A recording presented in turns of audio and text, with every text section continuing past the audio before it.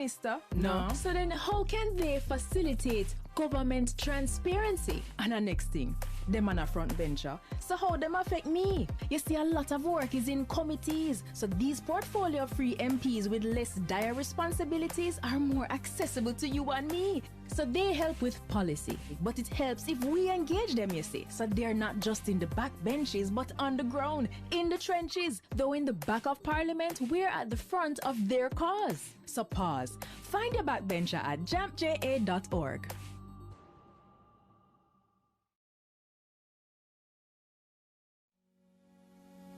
PBCJ's Studio National is an excellent soundstage with a reputation for producing superior acoustics.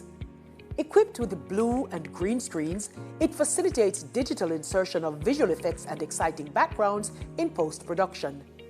Studio National is the largest drive-in studio in the English-speaking Caribbean. Yes, you can actually drive a vehicle right onto the studio floor. With over 4,000 square feet of floor space, the studio can easily be transformed. It has hosted a wide variety of live and recorded productions, including Digital Rising Stars, Schools Challenge Quiz, gospel concerts, the TEF Tourism Debate Competition, and election night coverage. During the COVID-19 pandemic, it was a location for Reggae Sumfest and has hosted several reggae concerts, has hosted workshops, launches, town hall meetings, and over the years has been home to several TV dramas, including Oliver at Large and Lime Tree Lane. In addition to the rental of the studio, we can furnish a full crew to shoot and edit your production. So for your next major live or recorded event, or as a location to shoot films, programs, and commercials, PBCJ's Studio National is your best option. For smaller productions, you can book our more compact studio, Studio B. For bookings, call 876-665-7225 or email prod_pbcj@pbcjamaica.org. Zoom in on the nutrition facts. It there in the table on the side or the back. You fi check out the servings, just do the maths. Not taking too much, finger below the facts. Zoom in on the nutrition facts. It there in the table on the side or the back. Take note of the sodium, the sugars and the fats by percent. And less in on the right track. You fi zoom in on the nutrition facts. It there in the table on the side or the back. Vitamins, minerals, and vitamin 2, 20% and more that good for you. Nutrition facts. You check the nutrition facts. You check the nutrition facts. Less sugar, less salt intake, and less fat. A message from the Ministry of Health and Wellness, Jamaica Moves, the Heart Foundation of Jamaica, the National Health Fund, and Japan. Most weight.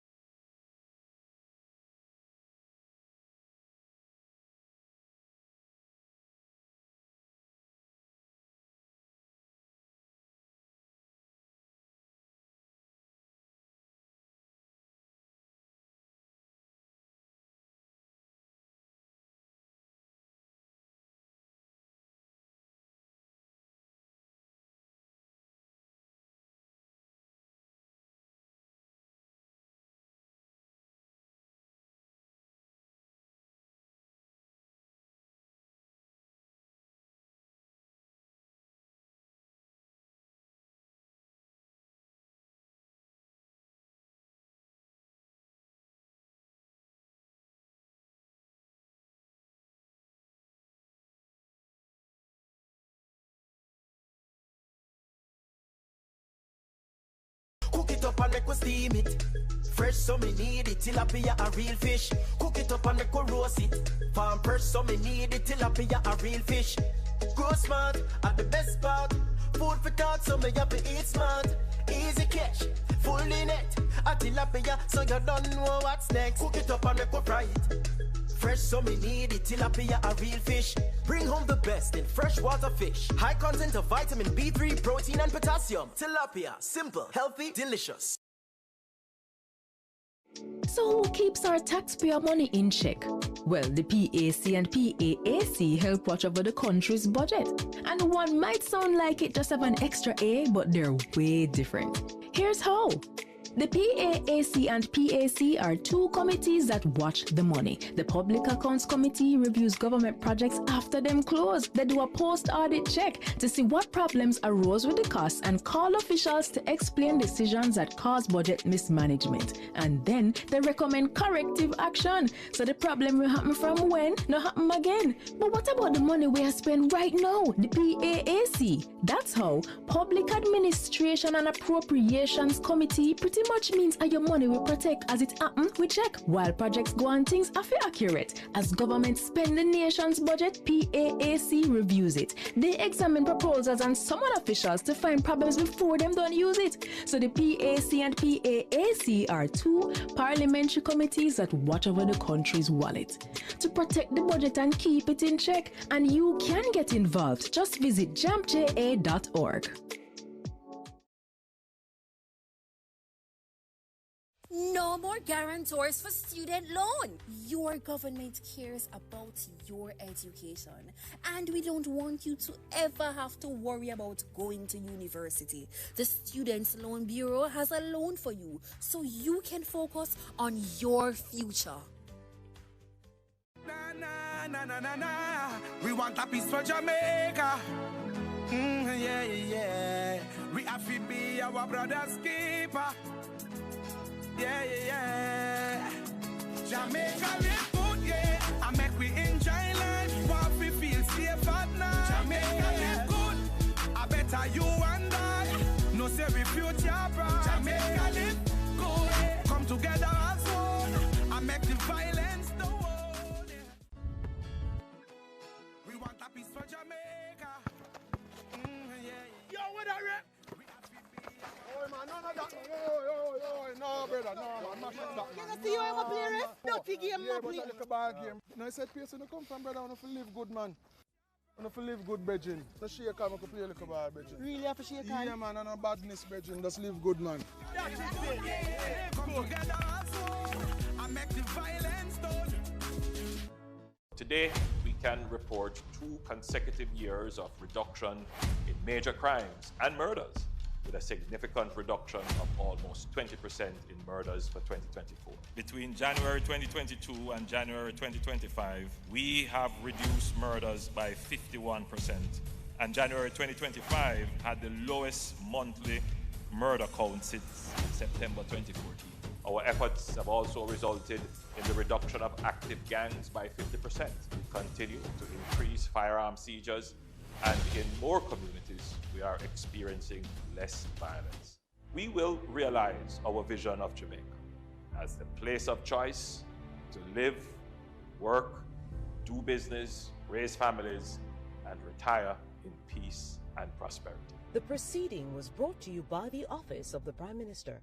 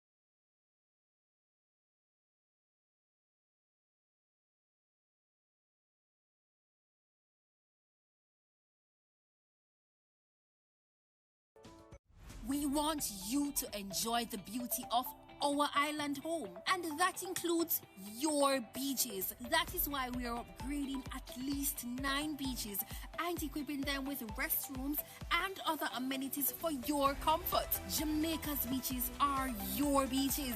Your government cares about your recreational environment.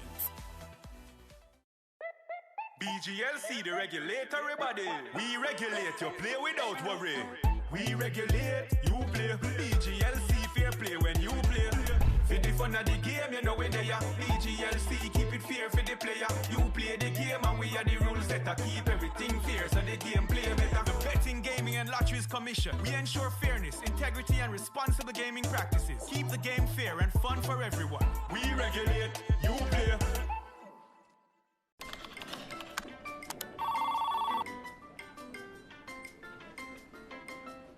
Once upon a time in a Caribbean island known for its rich culture, natural beauty, lived a group of people who were buried in piles and piles and more piles of paper.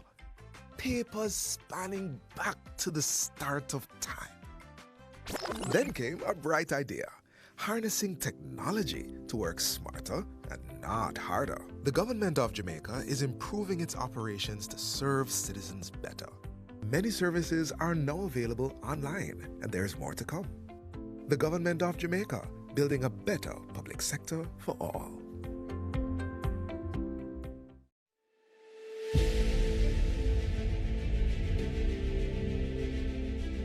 Are you an entrepreneur producing an excellent Jamaican product or service? Did you know you can earn hard currency and more significant returns by exporting? Contact the Ministry of Industry, Investment and Commerce to help propel your business along the export lane. Everything you can produce, the Jamaicans overseas want it. We're not going to get rich by just bringing down the debt. We're going to get rich by exporting a lot more. So grow exports, create job opportunities, drive economic growth through exports to make Jamaica a richer and much more prosperous country.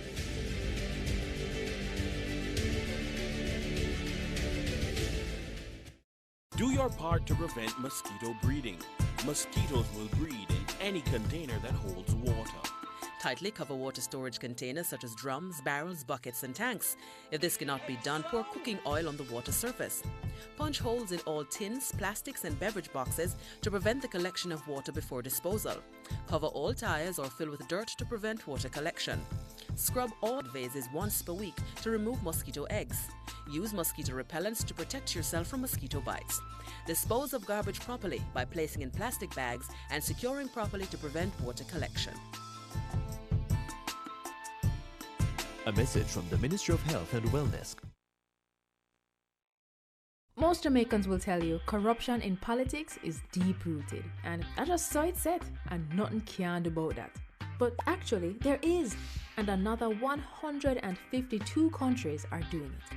It's called asset declaration, and it works best where citizens themselves understand it and help to ensure the law is enforced.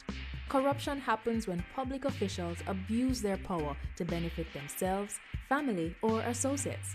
Jamaica's Integrity Commission Act was designed to prevent corruption, and here are 5 things you should know.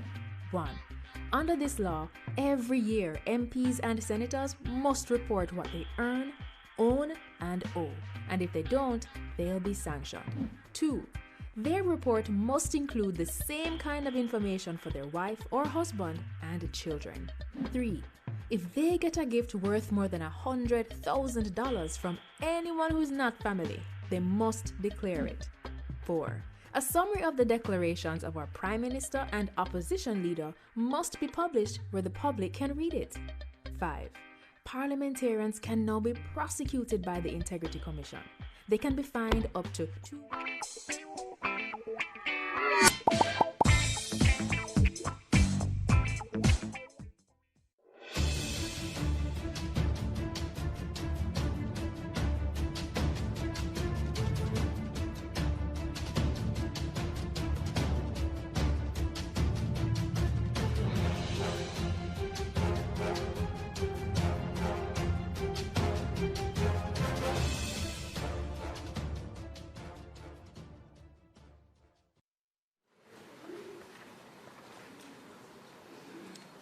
Ms. Lee, Mr. Williams, Mr. Main, Ms. Crawford, Mr. Williams, Ms. Hamilton, Mr. Sivright, Mr. Azan, Mr. Brown, Dr. Brown-Burke, Mr. Buchanan, Mr. Bunting, Ms. Burchell, Dr. Campbell, Mr. Cousins, Mr. Crawford, Ms. Daly,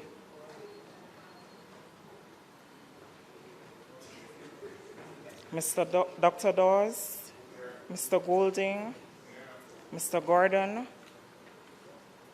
Mr. Hales, Mr. Hines,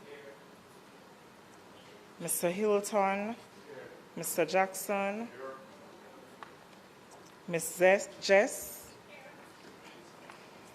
Mrs. Malahoo Fort, Mrs. Bennett, Mr. Morris, Mrs. Nita Garvey, Mr. Newell, Mr. Paulwell, Mr. Phillips, Ms. Perkis, Mr. Robertson, Mr. Robinson, Dr. Russell,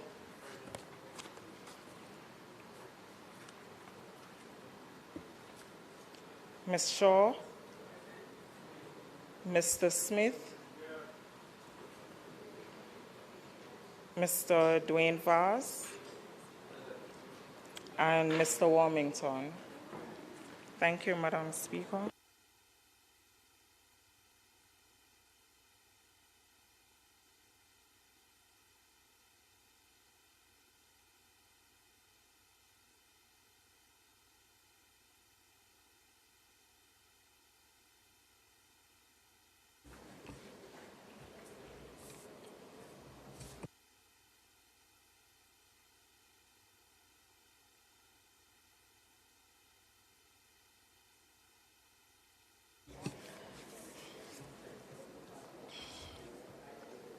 Members, this Honourable House resumes its sitting. I wish to welcome all.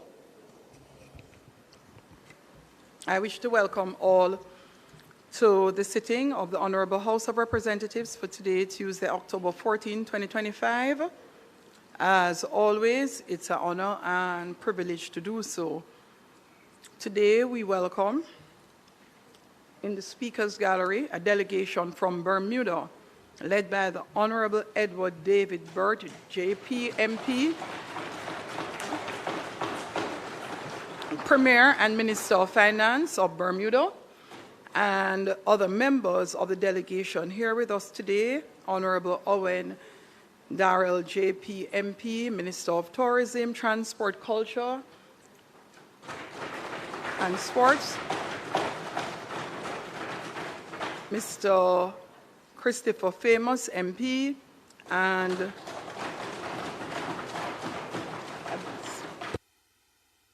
all right.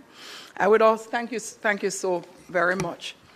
I would also like to extend special welcome to the students and teachers from the St. James Preparatory School in the parish of St. James.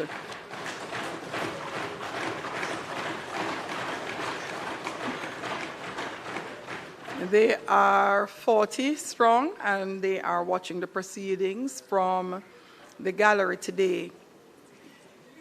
Finally, I wish to welcome those of you who are joining us online via the various social media platforms, PBCJ, live stream.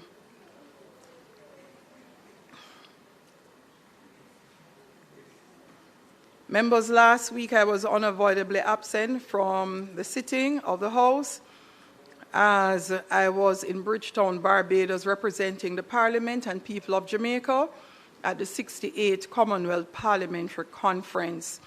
I take this opportunity to express my deep appreciation to the distinguished delegation that accompanied me, the honourable members of the House, Mr. Andrew Morris and Ms. Yvonne Rosemary Shaw, our clerk to the Houses, Ms. Colleen Lowe, and Legislative Counsel, Ms. Ashley Zimenez, each of whom served with distinction and dedication on our trip.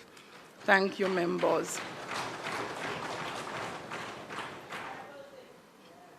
I will provide a fulsome report on our visit at the next sitting of the House. I have been appointed to our regional committee. I'm a regional representative for the Caribbean, Americas, and Atlantic region for the Commonwealth Parliamentary Association internationally, having been elected to do so starting October 9th, 2025. I will give further updates on that appointment. House Leader.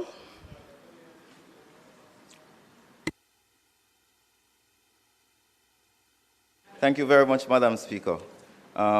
We will today have two statements, one by the Minister of Tourism, the Honorable Edmund Bartlett, as well as another by the Minister of Health and Wellness, the Honorable Dr. the Honorable Christopher Tufton. Before that, though, I wish to recognize your recent appointment to serve on the International Executive Committee of the Commonwealth Parliamentary Association. As you are one of the regional representatives for the Caribbean, Americas, and the Atlantic region, and the appointment took effect at the conclusion of the conference held in Barbados on the 12th of October. We believe that this marks a proud moment for Jamaica as it positions our Parliament at the center of the CPA's global leadership for the next 3 years. And in this capacity, you join an esteemed body of parliamentarians from across the Commonwealth entrusted with shaping policy, strengthening democratic institutions, and deepening cooperation among 180 national and subnational legislators island-wide. Madam Speaker, I think this is a testament to your commitment to parliamentary excellence and Jamaica's respected voice in the advancement of democracy and good governance across the Commonwealth. Though you may not be able to speak for yourself, I know you want to extend appreciation to members of the House for their continued support as you assume this important international responsibility. I'd also like to mention, and it gives me distinct pleasure to be able to mention, that recently parliamentarians from Pakistan, Ontario, Jamaica, and Wales were recognized at the Commonwealth Parliamentarian of the Year Awards at the Commonwealth Conference in Barbados. And our beloved Minister of Culture, Gender, Entertainment, and Sport, and former Deputy Leader of the House, was awarded the 2025 Parliamentary Equality and Diversity Award. And this is in recognition of her transformational and inclusive leadership in advancing gender equality and social justice. As a matter of fact, the CPA Secretary General, Stephen Twiggs, said that the Commonwealth Parliamentary of the Year Award aligns with their strategic objective of promoting Commonwealth values of democracy and sustainable development. I think her award is a recognition of her significant contribution to gender equality and diversity, not just in Jamaica, but globally as well, as she has led the development and implementation of our National Strategic Action Plan to eliminate gender-based violence, and has piloted significant pieces of legislation, such as the Sexual Harassment Prevention Act 2021 and the Domestic Violence Amendment Act in 2023. I think she deserves our recognition. Madam Speaker, I also have the pleasure, I don't know if it's protocol to show the Parliament the award. And I know probably on the adjournment, you may make a statement about this wonderful award you have received. Madam Speaker, I now turn over to you to call on the member, Minister Bartlett, to make his presentation. Thank you very much. Thank you, House Leader. Members, first to his feet, on the statement by Minister. On the statement by Minister is the Honorable Minister of Tourism. Please make him welcome.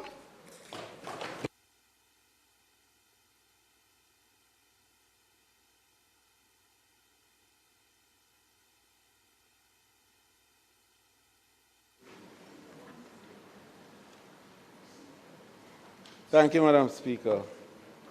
Madam Speaker, I rise to update this Honourable House on the performance of the Jamaica's tourism industry, the evaluation of our global marketing strategy, and the introduction of a new local first policy direction, a bold, homegrown framework designed to make every Jamaican the first beneficiary of our tourism successes.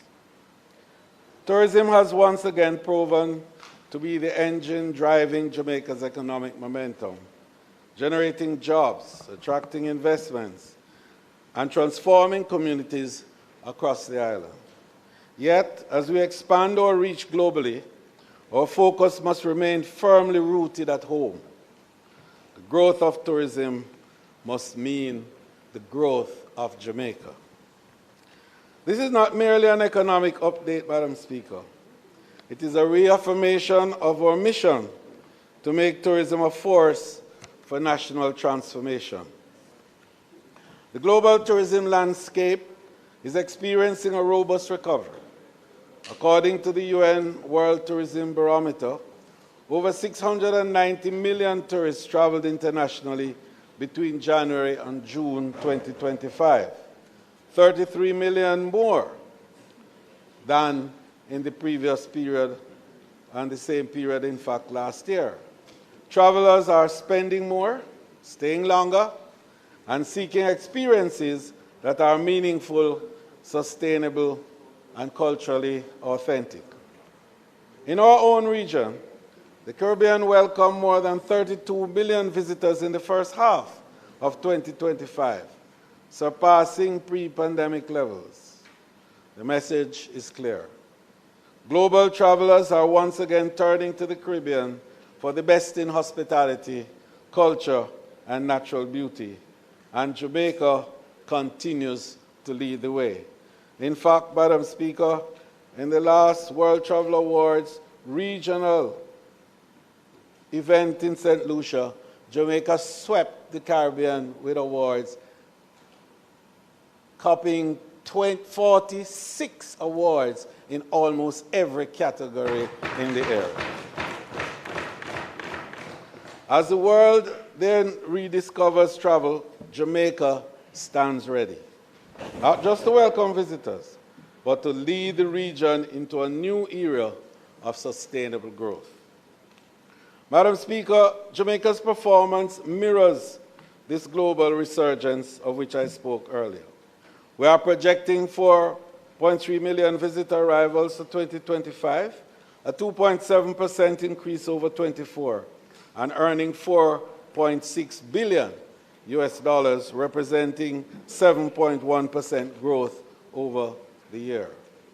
For the upcoming winter season, in 2025 to 26, the stopover arrivals are projected to increase by 6.9% and cruise by 24.3% to enable a gross earning increase of 8% to reach for the winter, and that will be a new high of $1.7 billion.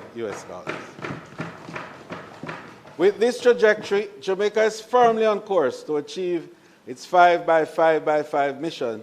If you recall, Madam Speaker, 5 million visitors, earning $5 billion within the 5-year period which started in 2020, notwithstanding COVID, notwithstanding burial, and notwithstanding the powerful event of September 3, 2025. Madam Speaker, but that is now behind us in terms of our thinking, because in this new dispensation, it calls for a new and bold vision. And so, Madam Speaker, the new KPIs for tourism will be 5 by 8 by 10.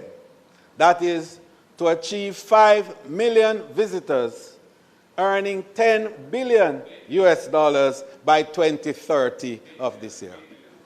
8 million visitors. I said 5? 8 million. Thanks.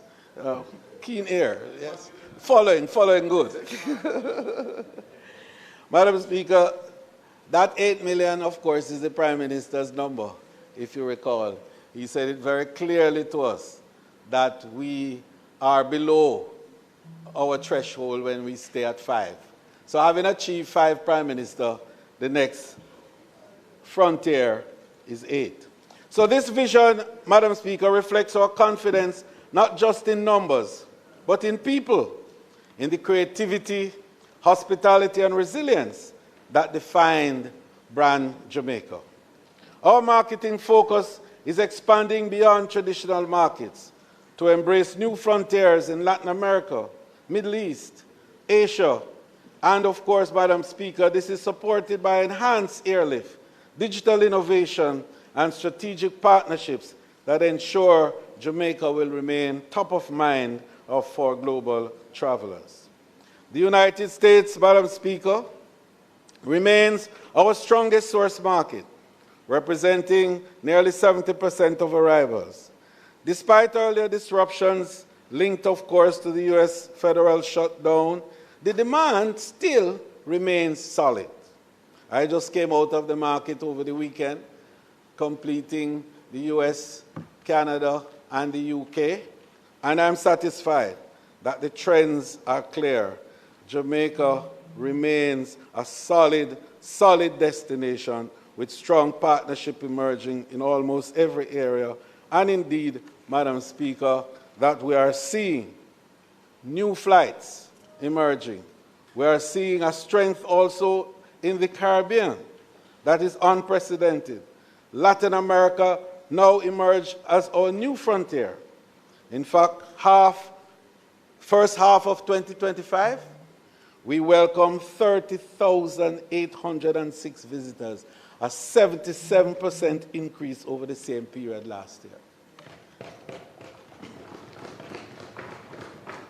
And this, Madam Speaker, is just indicating seat capacity out of South America is expanding. We grew by some 74% over the period, all because we now are connected very strong through our commercial partnerships with Copa Airlines, LATAM, Avianca, and we are tapping into the fast-growing markets of Brazil, Colombia, Chile, and Ecuador. My next sojourn as we expand the market will be in South America to cover those areas in the latter part of November to ensure that the benefit of cross-climatic frontiers are here for us. That is, when there is summer in Jamaica, there is winter in South America. And therefore, we can benefit from that cross-climatic arrangement. And that is how this strategy will enable us to achieve the objective that we set of 8 by 10 by 5. Madam Speaker, Jamaica's new policy direction for tourism inclusive growth is embodied in our policy that we're driving under the rubric of local first. So, Madam Speaker, as we expand globally, we must ensure that the benefits of tourism remain local. To this end, the Ministry of Tourism is establishing the Local First policy, the new direction for tourism development built on the extraordinary success of the Tourism Linkages Network, which, Madam Speaker, the result is outstanding. For the first decade of the TLN, we have proven that tourism can really drive immeasurable local development. Programs such as Christmas in July, which generated over 200 million in sales for small producers, young people, first-time entrance into entrepreneurship. Established, for example, the Alex Network. It's a platform for the small farmers across Jamaica. And in 2 years, they traded nearly 2 billion Jamaican dollars between hotels and themselves, selling tomatoes and lettuce and cabbage and potato and all the other small crops that are grown in the area. Then, Madam Speaker, we established the Artisan Village to enable more and more of our local artisans to have access not just to showcasing their products, but also to entertain, because entertainers are there. Gastronomy, food, Jamaican food for our visitors, particularly for the cruise visitors. And the first example, of course, is in Falmouth, where we are seeing the benefit of that. But, Madam Speaker, the big part of that Artisan Village concept is the authenticity that it brings. It enables the visitors also to authenticate their visit by taking back products that are uniquely Jamaican, made here in Jamaica by our Jamaican artisans. And it is not only that they bring them to the location, that while they are there in situ, they are manufacturing, they are producing, so that the visitor brings a design to the artisan in the village. And while he's off the ship and gone to an attraction somewhere else in the island, comes back 4, 6, 8 hours afterwards, he gets his finished product, uniquely Jamaican, presenting the opportunity now for a great conversation piece. And to enable them to say, yes, I did visit Jamaica because this is truly, authentically Jamaica. So, Madam Speaker, Jamaica, Local First will elevate this model from a program to a national policy framework. 5 minutes. The member's time for speaking has expired. Madam Speaker, as the member's time has expired, we ask that the member be allowed about 10 more minutes to complete his presentation.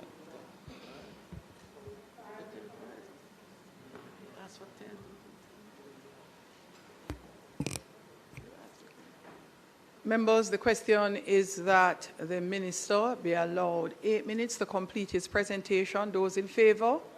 Those against? The ayes have it. Thank you, Madam Speaker. Thanks, colleagues, for your indulgence. So, Madam Speaker, building on these successes that I have indicated, Local First will elevate this model from a program to a national policy framework. It enshrines the principle that Jamaican farmers, artisans, manufacturers, that growth is inclusive, sustainable, and anchored in local enterprise. Because the truest measure of tourism success is not the number of arrivals.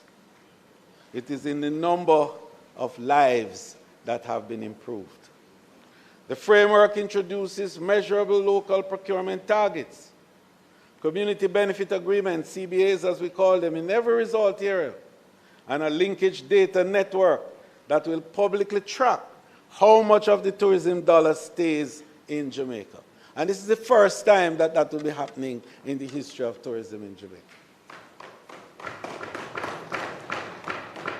Local First ensures that every new investment in tourism translates into jobs, contracts, and opportunities for Jamaicans.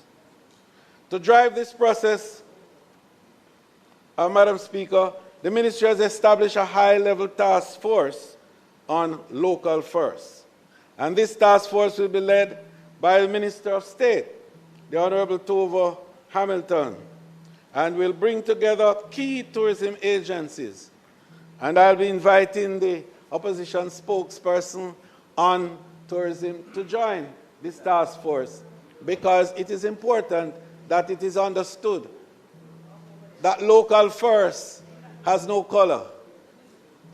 It has no creed, it has no class. Local first is for Jamaicans and must be felt and experienced by all Jamaicans. So we will recommend that the full participation of both sides be on this very important here. So, Madam Speaker, the Tourism Enhancement Fund, the Tourism Product Development Company, the Jamaica Tourist Board, the Jamaica Center for Tourism Innovation, the Jamaica Vacations Limited, and the Global Tourism Resilience and Crisis Management Center, along with critical partners from across the wide economy, including RADA, JAMPRO, JBDC, JMEA, and the local municipal corporations, among others. This will be a broad-based arrangement, and the consultations will begin shortly through the efforts of the task force. And the consultation will be wide and deep and will continue for 90 days. So that at the end, Madam Speaker, of our first 100 days, we should have the framework ready for a policy, a white paper to come to this House on this revolutionary strategy of local first. Madam Speaker, when we spoke of local first in other places, the response was awe.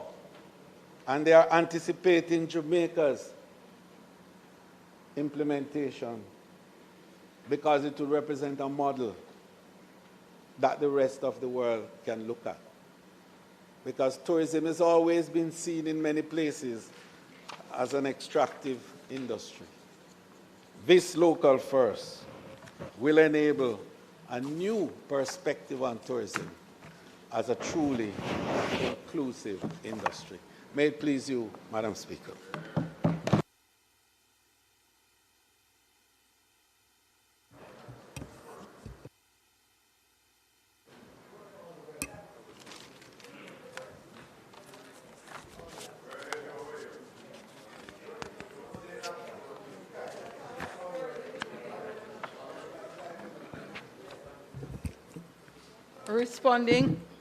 Responding is the member from St. Catherine Northwest.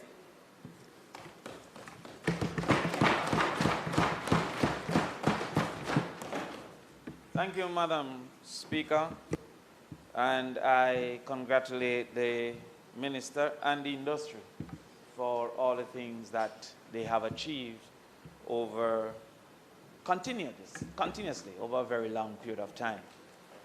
I've heard the good news presented by the Minister, but even the Good News Bible still had revelations as a part and a chapter at the end. But at some point, we must ensure that we seek to create an end that isn't revelation.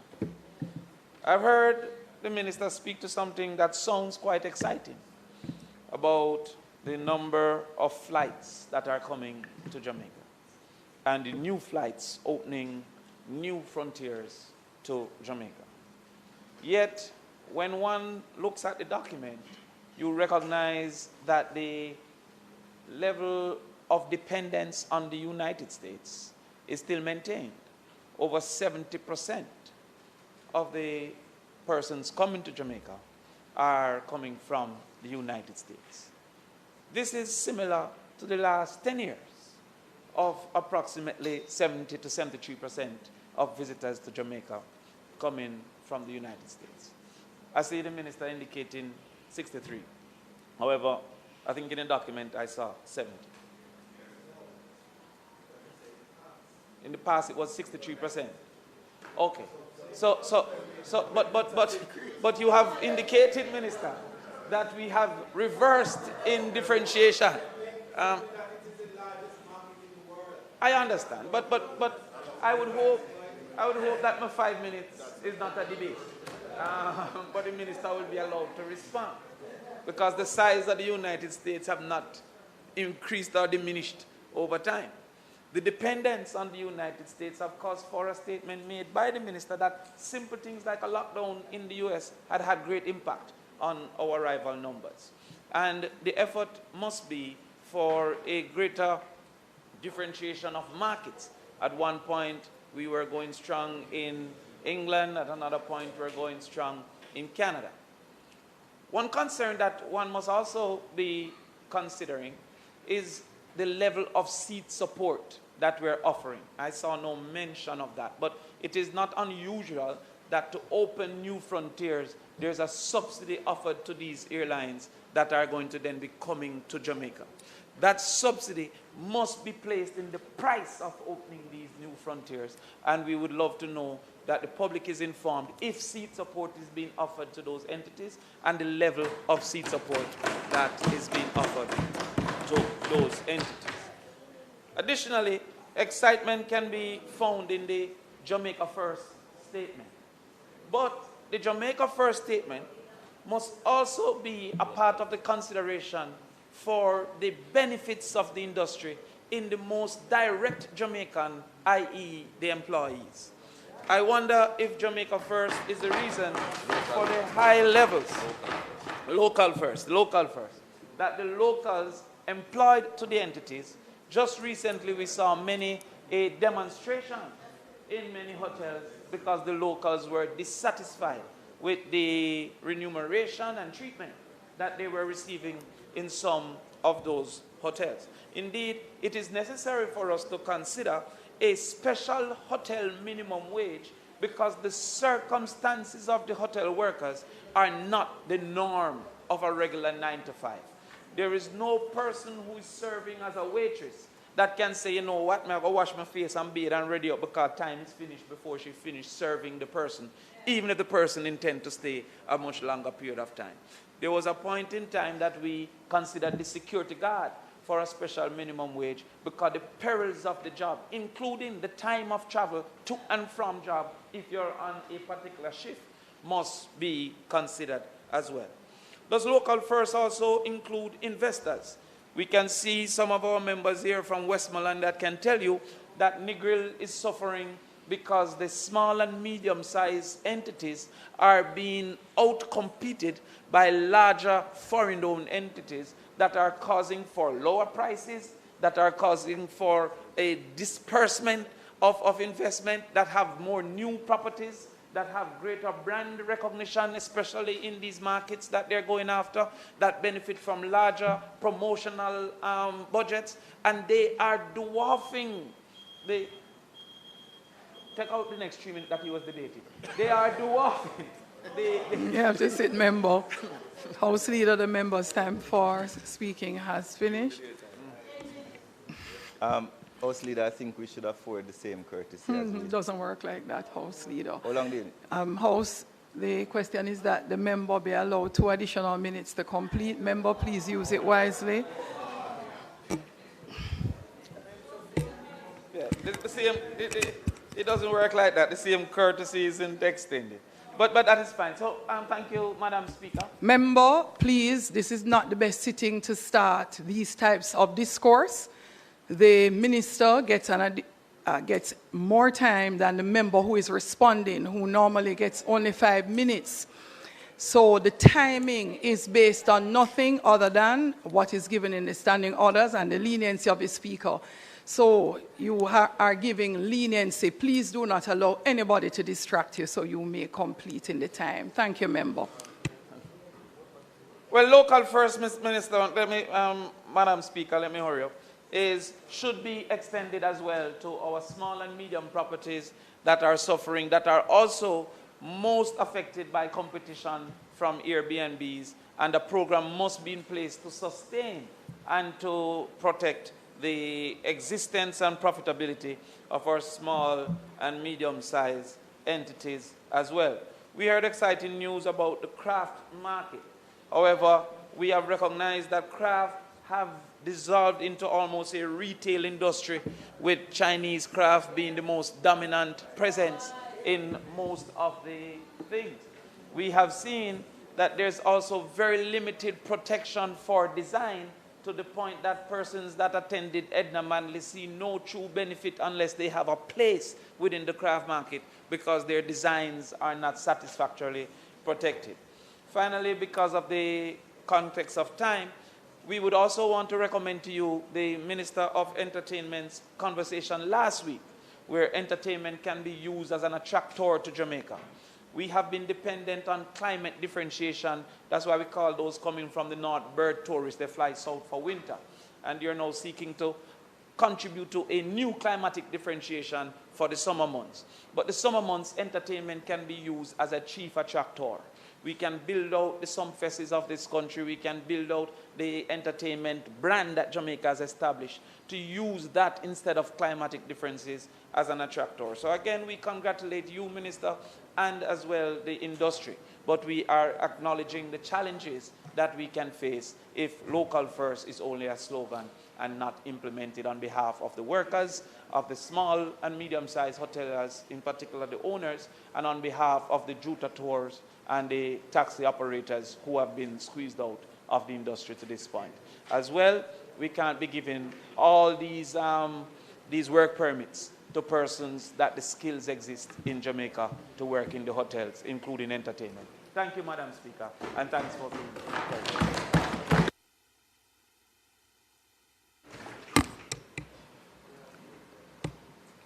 I see you turning your mic up. I see you turning your mic up, but not on. Madam Speaker, just to sorry. Yes, I just wanted to respond directly to the opposition spokesperson pro tem on this subject.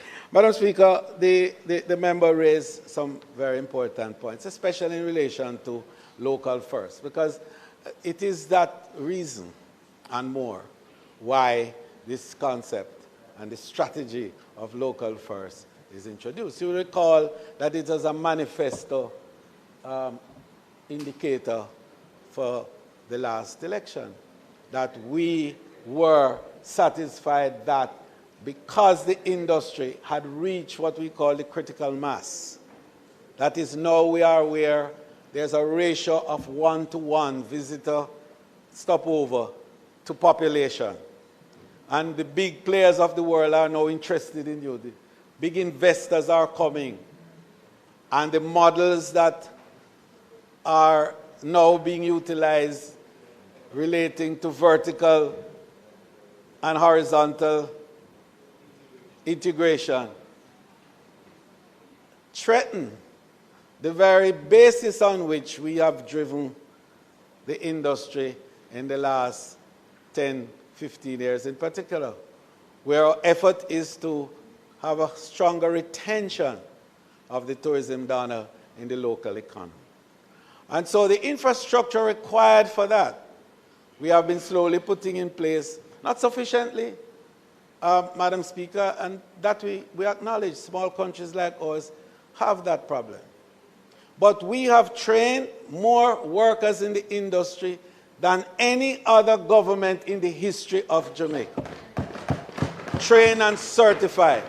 I established the Jamaica Center for Tourism Innovation in 2017, which is a pathway certification facility to enable competent workers on the job who are not certified to be certified with international certification from the American Hotel and Lodging Education Institute, from the American Culinary Foundation.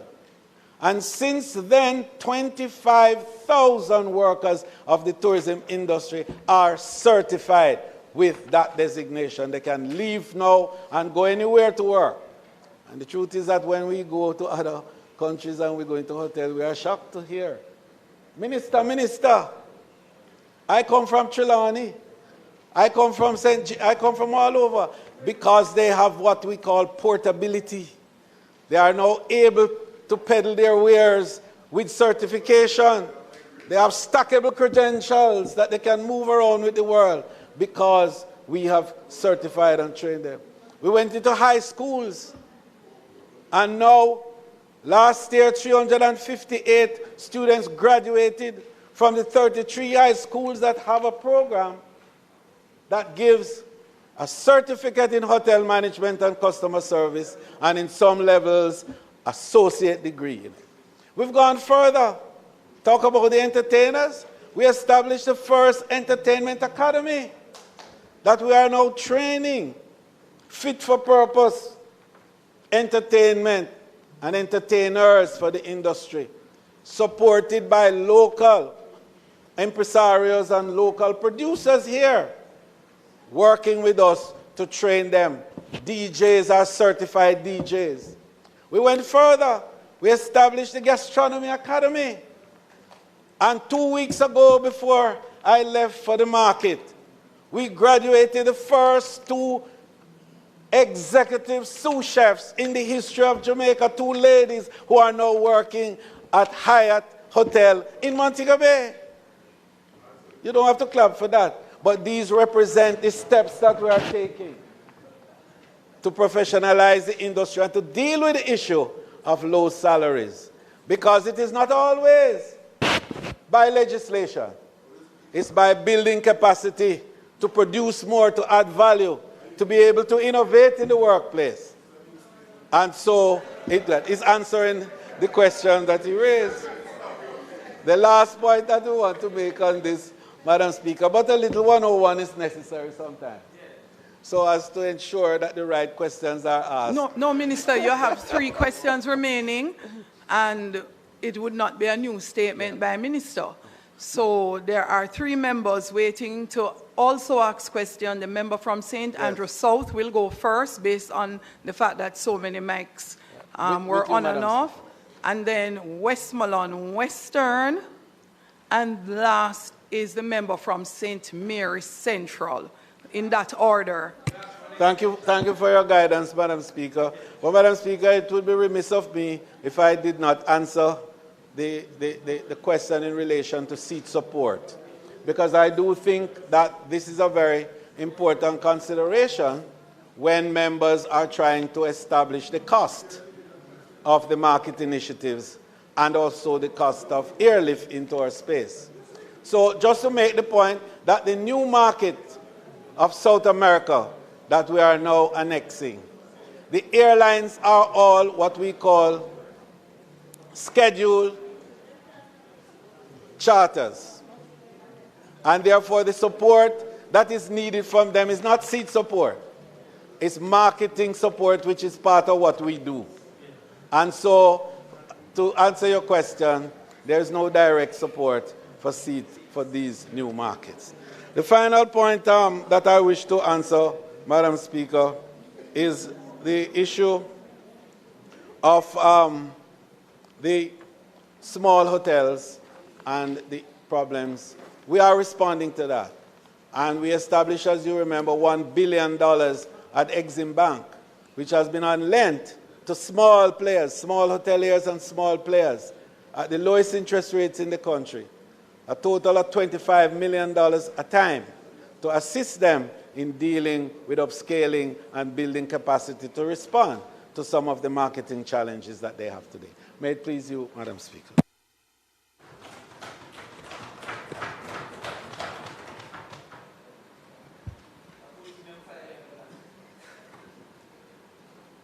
Thank you, Madam Speaker. Minister, thank you for your statement and for your response to the opposition's reply to your statement. I have 2 questions. One is relating to the 5x5x5 vision. You indicated that that began in 2020, so this would be the 5th year of the 5. And you say that Jamaica is firmly on course to achieving it, but you've said that the projected arrivals for this year, 2025, is 4.3 million. and that the earnings are projected at 4.6 billion US. Both of those are below 5 million visitors and $5 billion. So I was wondering on what basis you say you're on course for achieving it. The other question I have relates to the Jamaica, well, what do we call it? The local first concept, which really should have been the essence of our tourism policy from Jamaica, first got into tourism. And I think the lack of focus on that has led to a model of tourism which now needs to be reoriented to be greater value added in our local economy. So we certainly support this concept, and we've been espousing it as well. One of the vexed sectors, and there are several, but one of the vexed sectors I know is transportation in Jamaica, where there's a sense that the vertical integration of the larger players, foreign-owned players, are excluding local service providers in various areas, and transportation is one. I noticed that you have 6 technical working groups that are being established, but I don't see transportation mentioned in any of those, and I was wondering where they would fit in within that structure. And related to that, and this is a sort of fundamental question, is how far do you envisage us going in ensuring local first?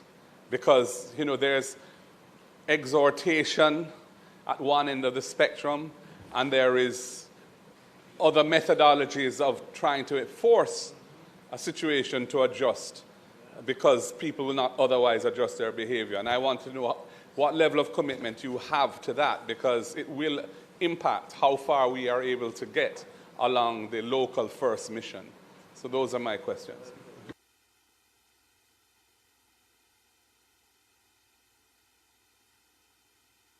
Members, there's a small challenge. If you turn your mic off and then you turn your mic on again, unfortunately, you are no longer in the sequence, which is why I announced the 3 persons based on when I saw their mics go on. Unfortunately, opposition leader had switched off his mic, but he was actually next. So I've turned on 3 mics, and I realized that some of the members I saw, particularly the member from Westmoreland Western, his mic didn't come back on. So, members, and then you turned your mic off again. So just for the new members of Parliament, the mic system goes in order of exactly who turned their mic on. The speaker does not operate the mics. So when your mic goes on first, then you will be the first person to speak. Second, you're the second. Third, then you would be third. So what should happen, the person who is responding in statement by ministers, that's the person who should speak first, and then questions are asked after. All right? So I'm hoping everybody is now on target.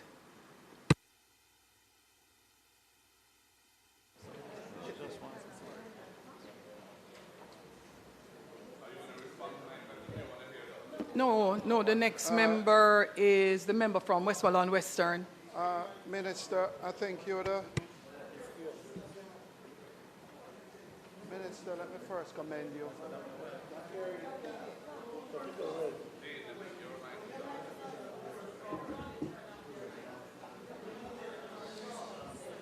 Who bought this full mic system? Good question. Don't turn it off. Don't turn this off. No, should I turn it off?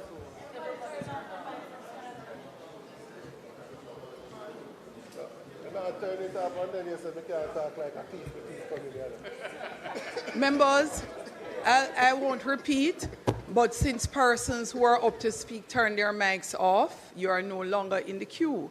So for today, since it's a learning process, I'm asking everyone to turn their mic off. And we will send out some notes just so that new members are comfortable with how the mic process works. The member from Westmoreland Western, you are first up. and only really one mic gives the best volume with the new system. Two mics don't necessarily make any adjustment. Thank you, member. You may proceed with your question. I feel like a first timer. Minister, first let me commend you on the, congratulate you on the local first policy initiative. Minister,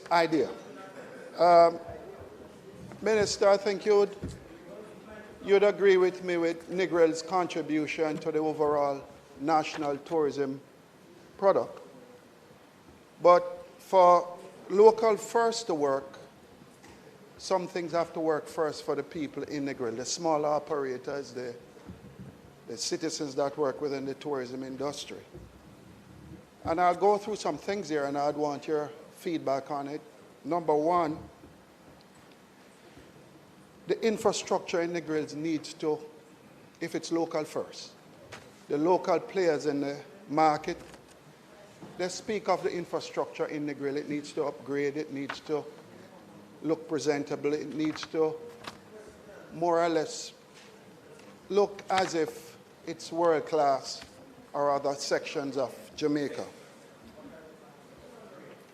Number two is they speak also, they speak in terms of the beautification of Negril. Minister, you can't have local first for the people of Negril if we don't deal with the bottleneck. Member, we'll have some challenges when I am sitting in this chair as speaker. Okay. You are to ask a question. Your time for making a statement is only 5 minutes, and that is allowed to the person who is responding to the minister. Other than that, each person allowed in respect of questions afterwards in keeping with standing orders 11A and 17 subsection 2 must ask a question. Thank you, Madam Speaker. Minister, could you give me an update on the following? Bottleneck in Lucy, which is preventing the hotel operators in Negril, both small and large, in terms of attracting more visitors to Negril. That's number one. Question two, the beautification of Negril. Question three, the upgrade of the infrastructure in Negril. And question four, which I'd like to ask you is, could it be that Negril could be marketed as a by itself, a standalone, to benefit the people of Negril who have suffered so long? And Minister, in terms of this local first, how does it fit with the overall strategy of those operators in Negril now who are operating and find it difficult when you speak in terms of the amount of stopovers, the amount of visitors, and Negril still not feeling the impact of the amount of visitors that is coming on our shores in Jamaica, the small operators?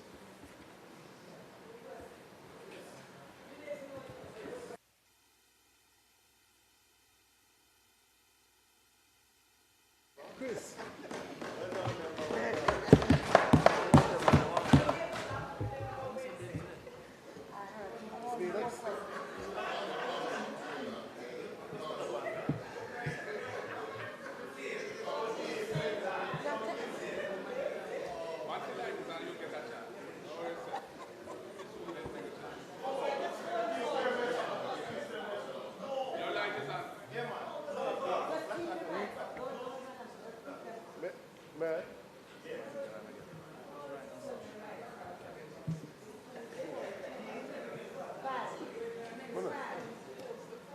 The next question is to come from the member from St. Mary Central.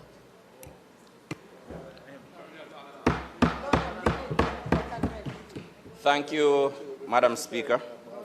I too want to congratulate Minister Bartlett. I think a policy to grow the numbers by putting Jamaica first, or a local first policy, is something that we all would commend. I have two questions, Minister Bartlett. And the context for the question is the statement speaks to the evolution of our global marketing strategy. And I want to know if a part of this evolution will involve the engagement of creatives so that the unique stories within Jamaica and places like Central St. Mary, which isn't a large part of the tourism product, but these stories are saleable. Whether the strategy will include engaging creatives to ensure that a more diverse product is a part of this new direction. The second question relates to the projected growth rate. I'm seeing that you're projecting a growth of 2.7% for 2024.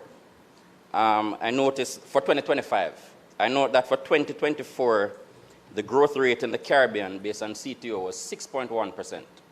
And I want to know what accounts for such a major difference in terms of what Jamaica is projecting this year and what the Caribbean's growth rate was last year. Thanks.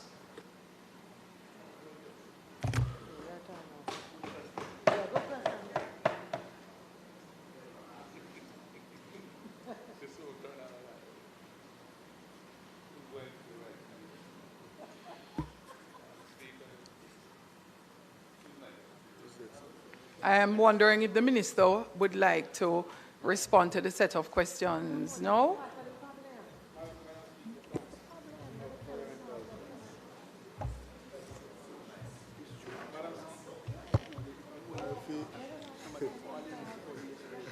Feel like okay. Can you free up everybody just turn off? No, turn off your own and turn that on. Whoever recommended should be.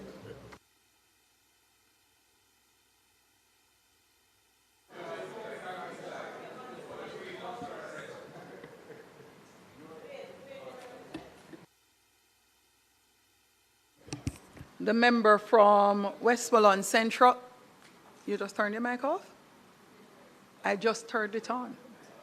You turned it off. All right, everyone, you can turn your mic off, with the exception of Minister Bartlett. Minister, you may go ahead and respond. Thank you, Madam Speaker. As is indicated, it's a learning process. So, Madam Speaker, the first question from the opposition leader, the first two questions. The difference there in the numbers is really the difference between fiscal year and calendar year. So the calendar year was indicated there, and the fiscal will make the 5 by 5 by 5, which is to the 31st of August. You can look out for it. The second question, of course, has to do with the method. Yes. Madam Speaker, we deliberately avoided that element in this preliminary part of the presentation, simply because we're allowing for the consultation that will be wide, and based on what comes back from the consultation, it will give us a sense as to whether the buy-in is sufficiently deep and strong to enable moral suasion and the market to have its way, or in fact, we would need to engage, whether fiscal and legislative or regulatory arrangements to be brought in. So, Madam Speaker, the member's question is well placed, and we do consider that, but in a free market situation, we rather like to make the market take its course, but more importantly, to have moral suasion as a driving force rather than hard legislation. The next set of questions from the member from Westmoreland. Everything that he actually says is embodied in the concept of local first, and I indicated how we have been working with some of the small players. We do recognize we do recognize, we're coming to that, please. Member from South Manchester, we're dealing with the bottleneck in Lucy. Yeah.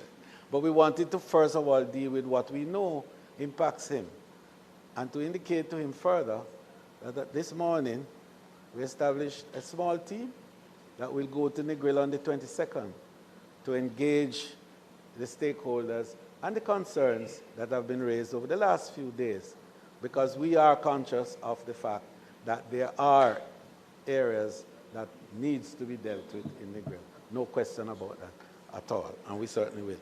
The issue of the bottleneck in Lucy is a concern, and the Prime Minister has indicated already the plans for us to have the bypass road established, and that will take us straight, in fact, from the perimeter road that we're doing in Montego, straight across the hills into Negril. And not only will we be dealing with that, but we will be changing the whole landscape within that area, and to enable a stronger tourism product presence from Hopewell straight back to Lucy. May it please you, Madam Speaker, in that regard. The final set of questions came about with regards to the CTO growth, as they indicated, 24.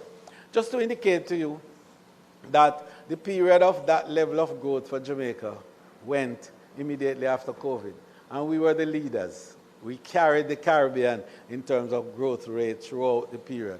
So as you grow and you get back to your pre-COVID numbers, the increment of growth will be lower, so that Jamaica's 2.7%, which is for 25, not 24, right, is well ahead, because our 2.7%, for example, is on a volume that is higher than everybody else in the Caribbean except Domrep and Mexico. So all the rest of the Caribbean combined, the English-speaking Caribbean combined, their volume doesn't match Jamaica. So when we make 2.7, we probably have an increase in numerical terms that is higher than probably the total output for one of the islands. And I say that with a lot of humility, and not to in any way, demean what happens elsewhere. So just for the member to appreciate that. And the issue of the creatives, yes, that's at the heart of Local First. The issue of storytelling, that's what makes us. We're big on that. And we want to spend more time for that storytelling capability that exists, especially in the deep rural, where the griots of the deep rural, as you know, who themselves are not as literate as some, but they have oral tradition, and they can tell their stories, that we get an opportunity with the Ministry of Culture to have these creatives become part of the product in rural Jamaica. Minister, there is a question of clarification from the member from St. Mary Central. Point out that the growth I spoke to was 6.1%, 23 to 24, but 6.9% from the 2019 base numbers. So it wasn't a matter of a jump due to COVID. Yes. I think it's important, member, because what you're talking about here is the aggregate of the whole region, which includes Jamaica's growth. So that growth number I did not indicate to you. We only spoke, no, just to get it right, the aggregate from CTO is the combination of all the 28 of us together, and then an average is taken. So within that space, Jamaica very well would have led the whole area, but there are other areas that had minus, and others that have, and averages are affected by extremes, yes? So we may be this high, but we had others that are that low. So when you put them all together, the average was 6.1. May it please you, Madam Speaker.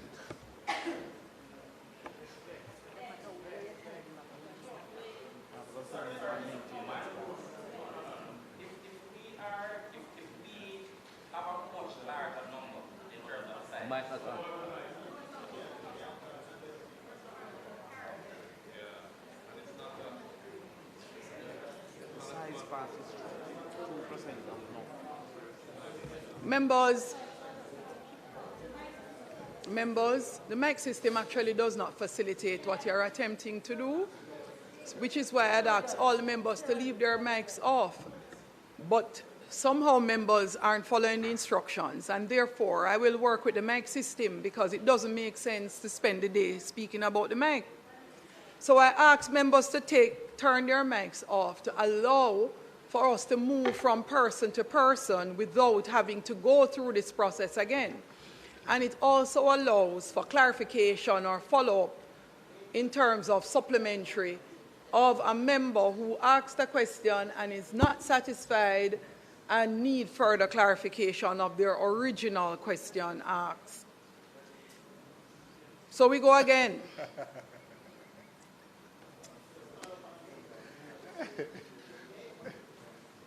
No, the member wanted to.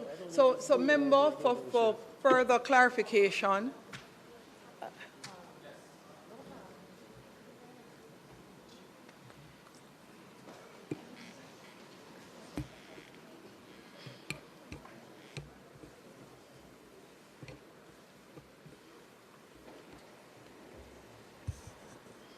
Sorry, Madam Speaker, just in terms of the maths of it, if we make up the majority of the region, then our average should and would be higher than the region if the negatives would have been what would have. So the region's average is 6.1%.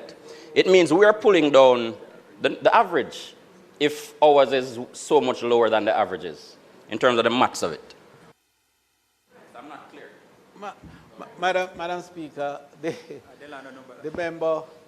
the member is not taking into account what I said, that our growth, as I indicated to you, for 2025 is not in that 6.1 you talk about. We have not indicated to you here what the growth was in 24 or 23. But just to let you know for the records, Jamaica's growth since COVID has been phenomenal. And so, you know, we have helped the region to grow and to become fastest growing region on earth, the Caribbean. So just to let you know. So that finally, just to make the point to you, that the rate of growth for Jamaica at this point in time is not as material as to the volume of growth, because the number of more people who come to Jamaica in any given year is higher than the total of what goes to some countries in the region. I just want that point to be made clear.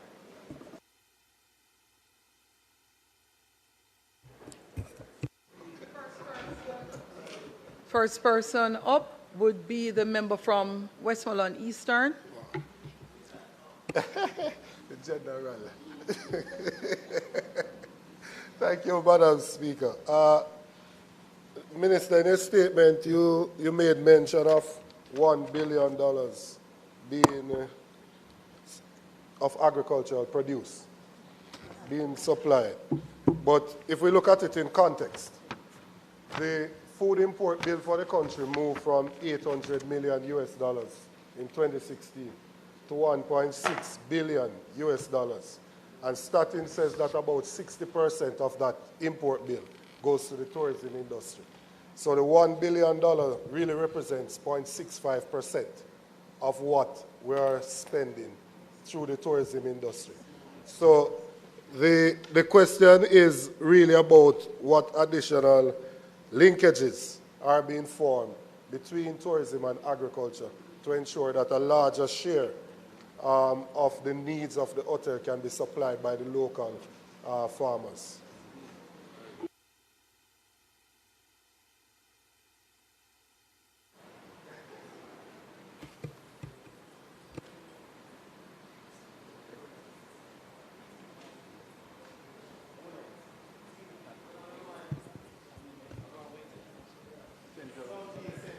Southeast.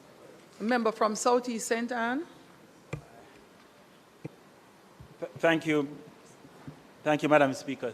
Thank you, Minister.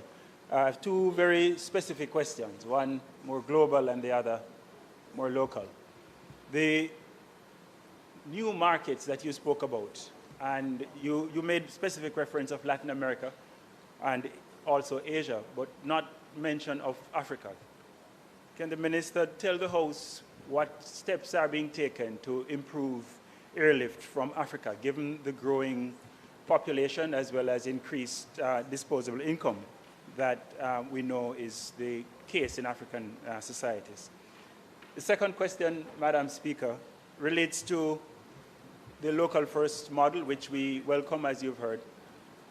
However, it seems to be premised on the same model of resort-based, inclusive approach.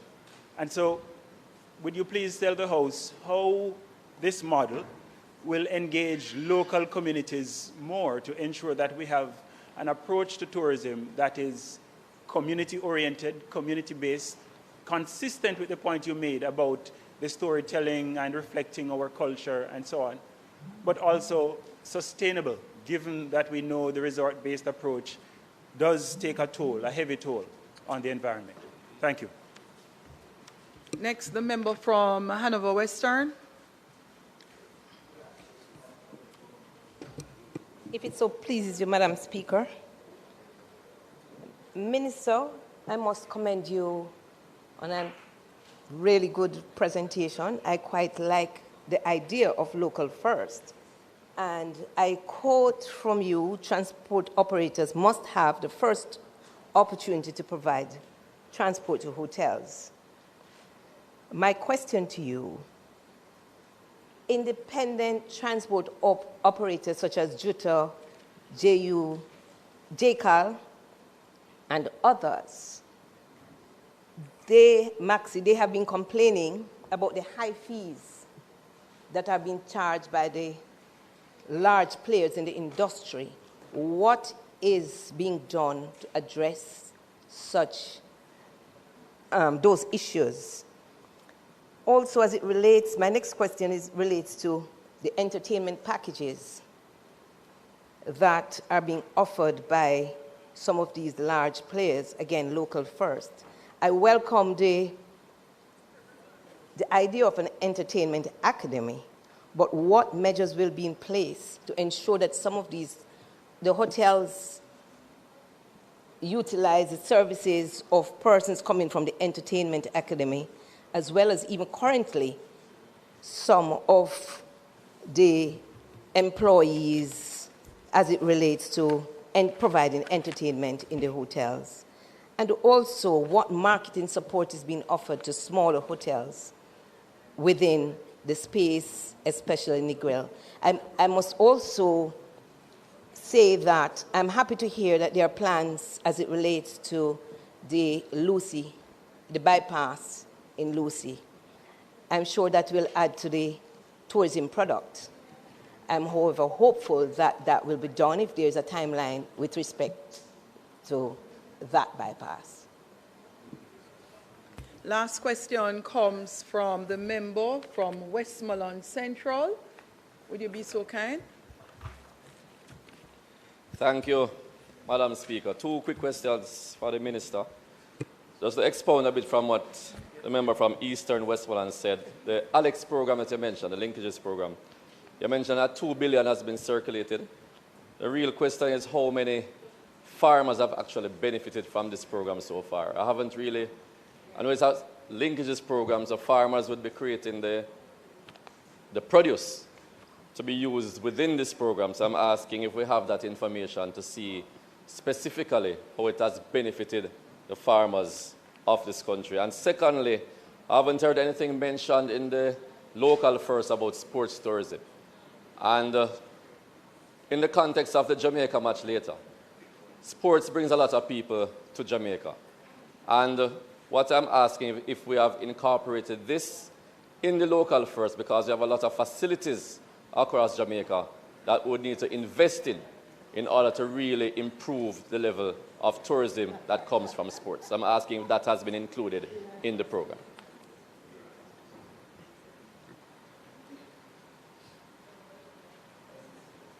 No, I have a question I wanted to ask. Your mic is on. Go ahead. Thank you very much, Mr. Speaker.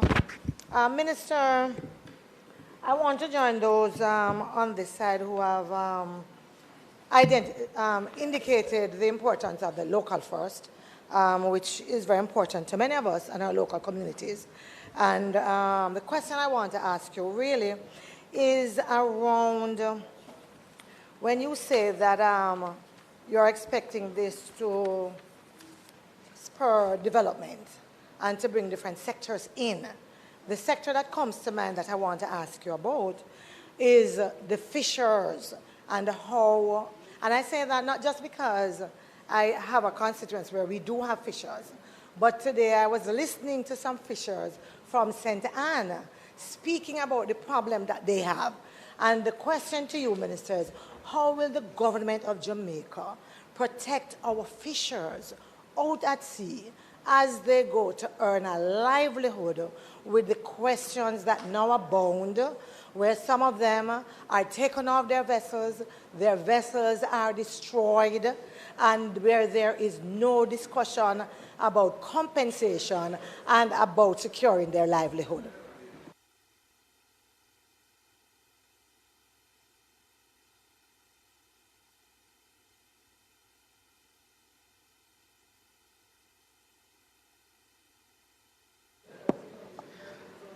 Thank you very much, members, for this very wide field of questions. And it is good because it does make the point that tourism is of some real importance to all of you in the same way that we feel the passion and the urge to ensure that the industry benefits everybody. And I'm very heartened by the response in relation to the strategy of Jamaica, of local first, and I'm driven by all the questions that have been put. And I want to just, Mr. Speaker, lump my answers within that frame for all the questions local first. Because local first is intended to speak to all those factors that you have raised. And that is what it is about. And this is why the consultation is going to be so wide. Minister Hamilton has been charged to get that team going starting next week. And we'll be on the road consulting. So the J. Caljuta, Maxi, local transportation. In fact, if Mr. Speaker, I am to take a little tail out of school, they played a big role in driving this strategy that we're talking about, the local transportation and our local tour operators. So I just wanted that point to sink in, that yes, we are very concerned about that and the inequities within that system, and we are going to deal with it. I said so at Sam Sharp Square, if you remember, that yes, we are going to do. No, he, you see how quickly he protests? Thou dost protest too much. Mr. Speaker, the question from the member from Westmoreland Eastern concerning the Alex platform. That's a very important question, and I'm happy to respond to it because it changes the game in terms of how small players, I'm talking about 2 acre, 2.5 acre member from Southeast St. Elizabeth, and 3 acre little farmers now have access using technology that they can go on their phone and speak to the purveyors in the hotel and make the deal sell right there at the farm and collect their money. So this is very important. And no foreign entity is in that stream. It's all local small farmers. We're not talking about, so when you talk about the 60% of the import, yes, that is true because 60% of the consumption of food are for local as well is imported because we don't produce rice here in that quantity. We don't produce flour here, and a lot of the meats and the wines and all of those things that they do. So yes, but If we keep 40% at the level that I am moving, and you get to 8 million visitors, and 40% of the consumption is local, we're good. Do the math. So now, getting there is what we are about. And that's about building capacity of our local producers to scale up. And a lot of the discussion that is going to happen will be with the bankers and the financiers.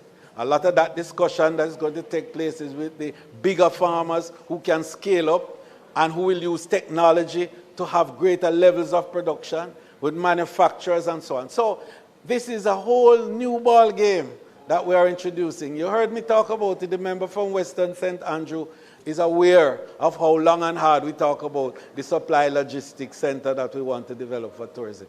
That's all part of it, to make sure that more and more of our local people have the capacity to supply against the industry.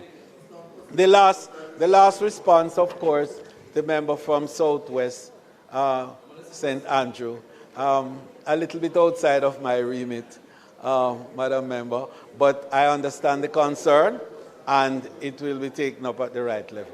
May it please you, Mr. Speaker. Sports, no, but sports is part of the game.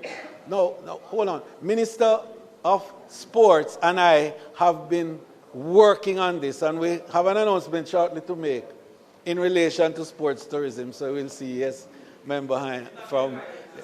You will hear a little more later on about that particular announcement that we have to make about sports tourism. Absolutely correct. Sports tourism is not necessarily enshrined in the strategies of local first, because that's huge, big, mega, but it will involve locals for sure. May it please you, Mr. Speaker. We will now have the member from St. Catherine West Central, Minister of Health and Wellness.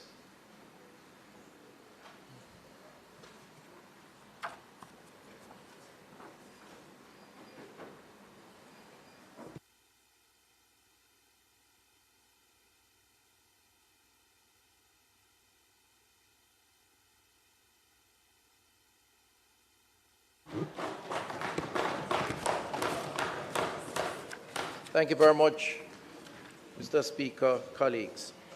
Mr. Speaker, I take this opportunity to update this Honourable House on the current status of dengue in Jamaica, and of course, leading up to that point, the mosquitoes that many have called about and some are expressing, rightfully so, concerns about. We note, Mr. Speaker, that in recent times, complaints from the population about the prevalence of mosquitoes across their communities and the wish to allay some fears, we are reassuring the public of our commitment to keeping them informed, helping them to appreciate the challenges that we face, and defining again and reminding our role in that process, as well as their own role in terms of personal responsibility. Mr. Speaker, the yearly pattern of dengue in Jamaica shows a distinct seasonality, with the highest incidence of cases being seen in the latter part of the year, peaking around October. As of the 13th of October 2025, the number of dengue cases has been below the normal epidemic threshold since September 2024. To date, there have been 23 dengue cases recorded for the month of September, suspected and confirmed that is, and this is well below the epidemic threshold of a similar period where we had some with 257. So you would have to get to 257 or more to get to that epidemic threshold. So we're well within that.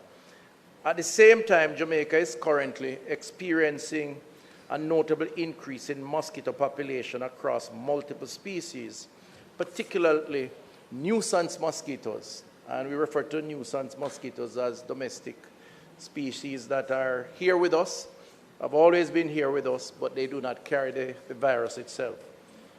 The recent shift from drought to intense rainfall has created ideal conditions for mosquito breeding.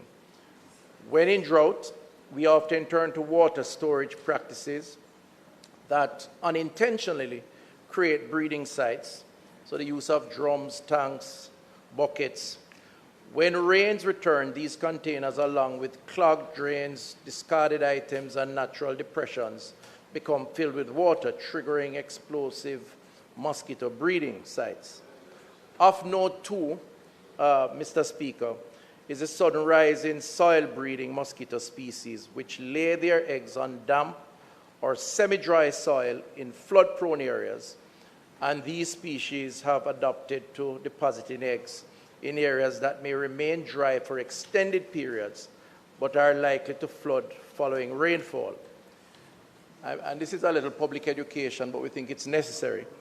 During drought conditions, these eggs remain dormant in the soil, often for weeks or even up to a year.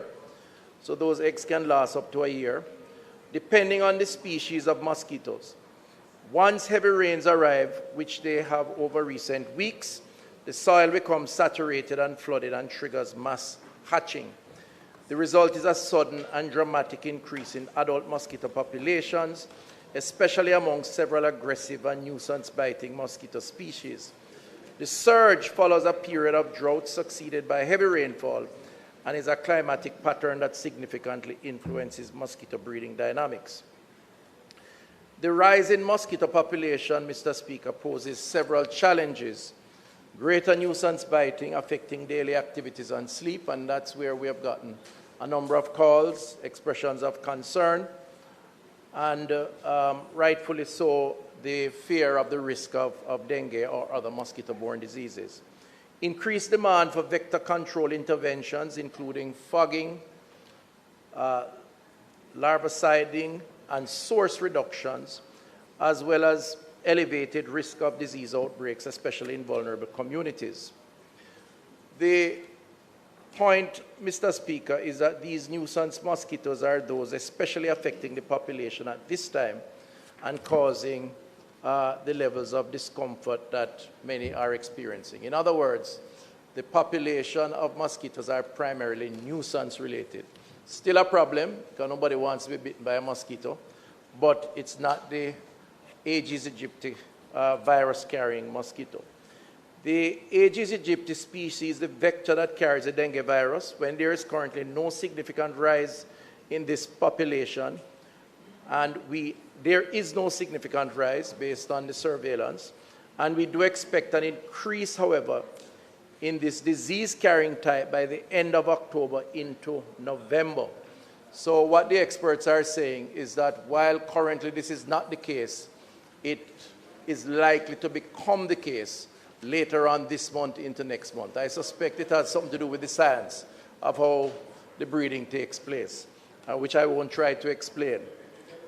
Dengue is endemic to Jamaica, and all 4 serotypes have been identified and have caused outbreaks. The recent dengue outbreaks occurred in 2007, 2010, 12, 13, 16, 18 to 20, meaning 2018 to 2020, and 23 to 24, with increasing frequencies noted over the period. And this is not unique to Jamaica. Dengue, because of climate change, has become a more frequent occurrence globally, certainly in tropical climates. The data from the National Surveillance Unit indicates that dengue fever activity is low as of the week October 11, 2025. Year to date, there have been some 379 dengue cases for 2025, much fewer than when compared to the similar period last year, where we had 1,819 for the same period in 2024. And there was also 2 dengue deaths last year, and so far for 2025, 2 this year. While the historical dengue season is between September to January of the following year, peaking in October around epidemiology week 41 to 43 for 2025, the seasonal line has not been exceeded as of October 11, 2025. Based on the epidemiological surveillance data for 25-26, dengue season is either delayed in its onset or the dengue season is a low activity season. There's a chart on the screen which shows different color coding. And if you follow the white line and the extreme, my right, perhaps your left, where the line ends, you'll see that it's below the green line, which means that we are actually below the normal threshold as it relates to dengue reporting. So we are actually doing better in a sense than what we would normally, how we would normally fare this time of year. And I just want to reassure the public of that. So it helps to appreciate the understanding of what is happening. Notwithstanding, Madam Speaker, our vector workers have been actively engaged in the field with the intensification of adult siding and larva siding activities in response to increased mosquito populations, heightened risk of vector-borne diseases. Currently, we have approximately, Mr. Speaker, 492 permanent vector control workers. And this could in part explain why we are where we are, because in 2022, we had 213 vector workers. This government has put the budget in place, created the posts where we have up to date doubled the amount of workers in the field. And they are working, so they are out every day. And I'm sure that they are making an impact, certainly based on what we see here. This represents a 131% increase in our complement of vector workers. We have other posts to fill, over 300, as part of the full complement. So what we used to do, just to explain, Madam Speaker, I hope I wasn't calling you Mr. Speaker earlier. You just came up, okay? My apologies if I were. We have, in the past, been hiring temporary workers when we have an uptick in the vector and in the risk, with the risk of dengue. What the government has decided to do is to convert those temporary workers into permanent workers, which is in keeping with our commitment to worker well-being, greater predictability, better planning, training, and so on. And this is the result of that, where you're seeing more workers. I have given instructions in terms of the increased population for the regional technical directors to meet with the parish managers and vector teams to allow for additional overtime hours where necessary to engage, and that's important because we now have to do later in the night, sometimes early in the mornings, to also engage additional temporary workers where parishes require additional temporary workers to the end of the season in anticipation of a later expected rise in the mosquito population. I must make mention, Madam Speaker, that fogging will be conducted at schools also on the weekends, and we'll be working through the Ministry of Education on doing so, because the schools are a breeding site and can pose a risk, certainly, to our students and the staff, and those arrangements are in place. Additionally, we're looking at bringing on stream a cleanup program towards the end of October into November, and we will provide greater details on that cleanup program, the bulky waste and other such things that contribute to the breeding sites. On October 2025, Madam Speaker, in terms of vehicles, 81% of our fleet were operational. That's about 52 vehicles in service. This level of functionality supports ongoing work in the field. The swing fog is currently 84% operational. That's 139 handheld foggers in service, and these are critical to the fogging efforts in the field. And I would just like to use the opportunity to update the House on the International Center for Environmental and Nuclear Sciences and the sterilization program that I had spoken about a few years ago. The breeding of mosquitoes, sterilizing them, releasing them in the population. They will then mate with their opposite and by extension not produce the eggs that can then breed into a mosquito, simply put. The team at the university, Professor Grant, that we're working with, they have now acquired the machine. Minister's time for speaking has expired. House Leader.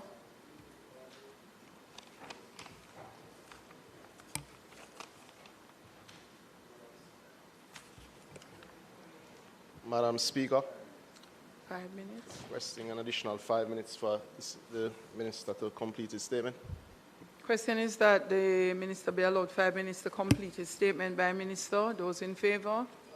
Those against? The ayes have it. Minister, 5 minutes exactly. Exactly, Madam Speaker, or less. So I just wanted to update the Honourable House that the piece of equipment has been acquired. It's now being tested, and in short order, we will have the implementation, at least on a pilot basis, of the sterile mosquito program to deal with the challenges that we have. So it is still in effect. Madam Speaker, I reiterate that while our dengue numbers are low at this time, persons must continue to take precautions to prevent illness. Personal responsibility, despite the efforts of the government, must become a priority now in the season. And we continue to reinforce the message that Jamaicans must search and destroy mosquito breeding sites, even as we lead the vector control measures. We must move with alacrity to search, destroy these breeding sites. Most of the times, 90% of the times, they are in and around the home, the backyard, the used tire, the tins, the vase, and the whatnot are in the kitchen. If you do a quick search, that's where you find the breeding sites, and those are the mosquitoes that become your threat. The use of DEET or repellent controlling DEET, a standard response, and the regional authorities have been asked to intensify the public education program. So, Madam Speaker, this is an update. It's a preemptive strike. It's not an announcement of any great risk, but it is anticipation of the population expanding in the weeks to come. And it's important that we all take the necessary precaution. Thank you, Madam Speaker.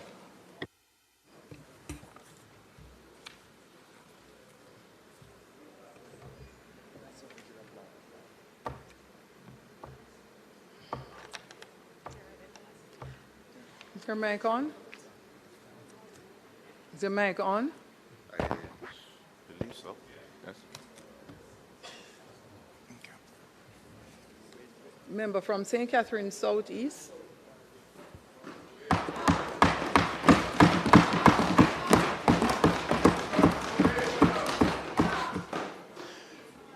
Madam Speaker, let me first thank the residents of Southeast St. Catherine who have, in spite of an onslaught of a campaign against me, chosen me as their elected member to this honorable house.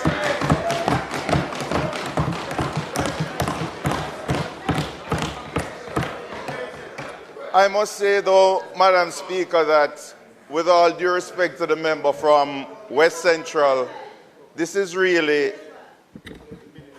the minister, honorable minister, this is really not what Jamaica wanted to hear from him today.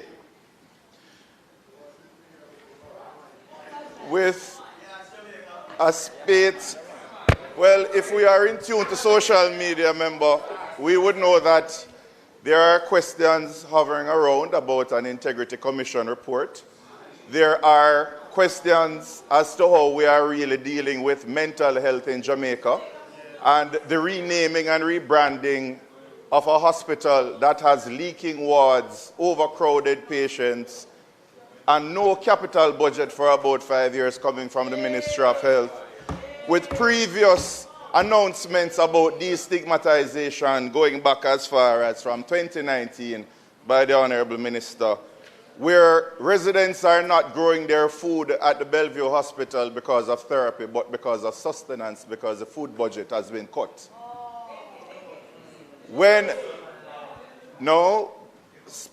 My response is governed by Standing Order 11A, Section 2. I can't speak, not just about the speech. No, you are speaking about the response. Subsection 917. Okay. What has happened over the last week is that the Honourable Minister has been on a media tour deflecting from what is pertinent, his management of the Ministry of Health and Wellness.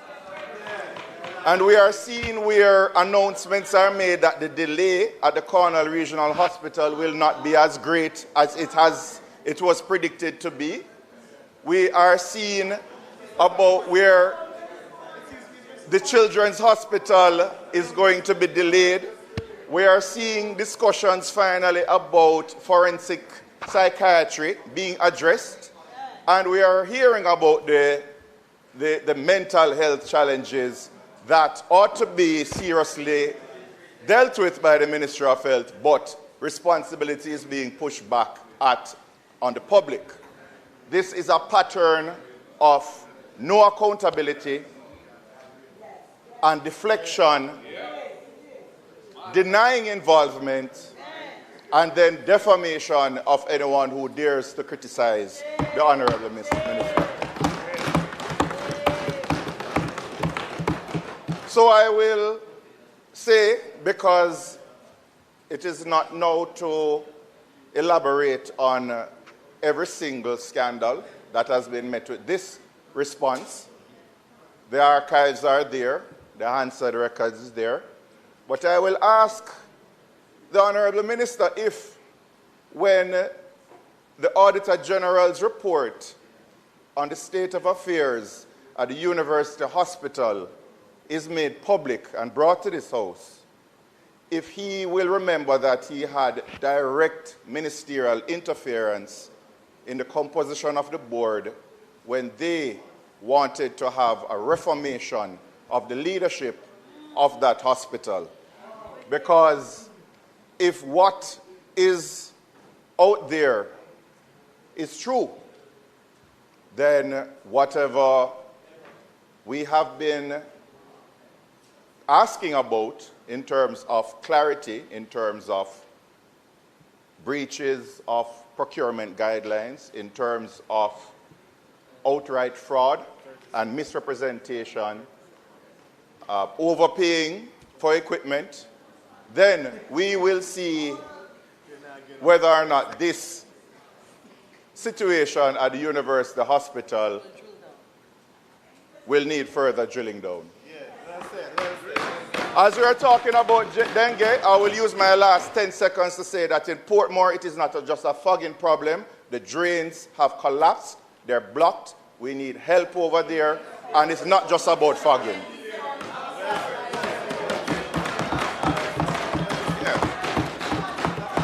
I have more to say. Thank you very much, member. Thank you very much, member. Thank you. Thank you very much, member. Will the member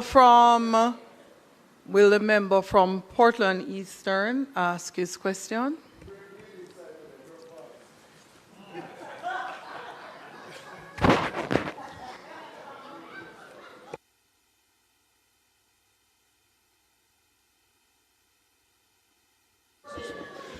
Minister, my simple question to you is in relation to dengue.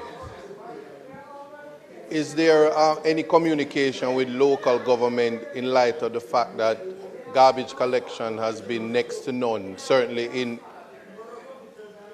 is there any communication with local government, the local government minister and the ministry in relation to garbage collection in light of the fact that you're highlighting dengue as a problem now and the prevention aspect of it being garbage is a breeding ground for the mosquito. So is there communication, and will you use your power in the ministry to ensure that garbage collection takes place, especially in Portland Eastern? Thank you.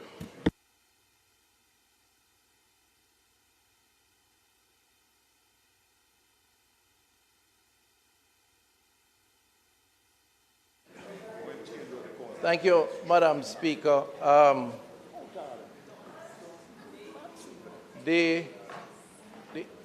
I'll take the second question first.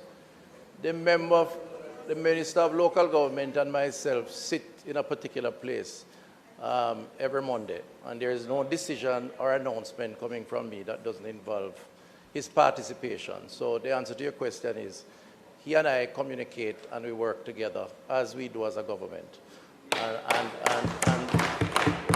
I know he's very approachable.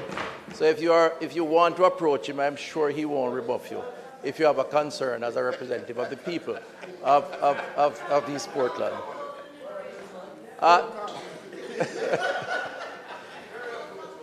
To the member who raised the other issues, I'm not sure if it was a question or a statement. Statement by ministers. Minister, I hope you stick to the statement. It is a statement. Because as much as I allow the opposition member to go on and speak about other things other than the statement, in the strictest appreciation of the standing orders, it should not be so. And I hope we do not descend into that type of an arrangement. Member, if Minister, if you're finished answering the questions from a member, then I would like to know. But, Madam, if you will indulge me just for one line to say that, the members seem to be practicing for the next general election. This election is done, the people have spoken, and we're on this side.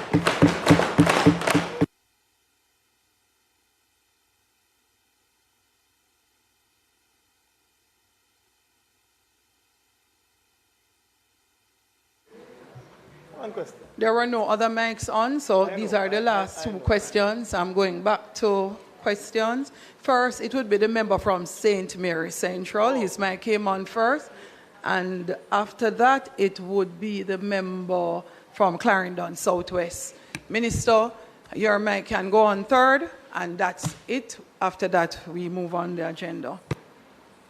Madam Speaker, the minister's statement says the yearly pattern for dengue in Jamaica shows a distinct seasonality, with the highest incidence of cases being seen in the latter part of the year, peaking around October.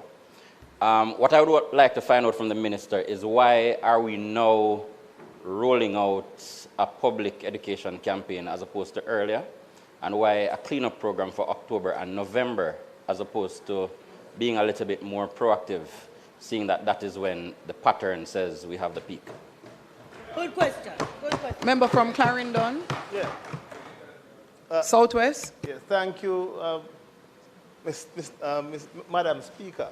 Minister, I noticed that you did not make any mention earlier of the likelihood of not just dengue but malaria being a concern based on recent releases coming out of the Ministry of Health.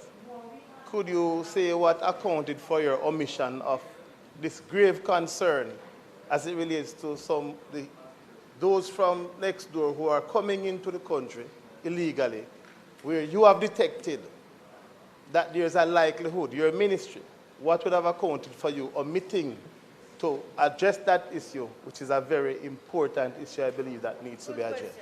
Thank you. Thank you, Madam Speaker. Minister.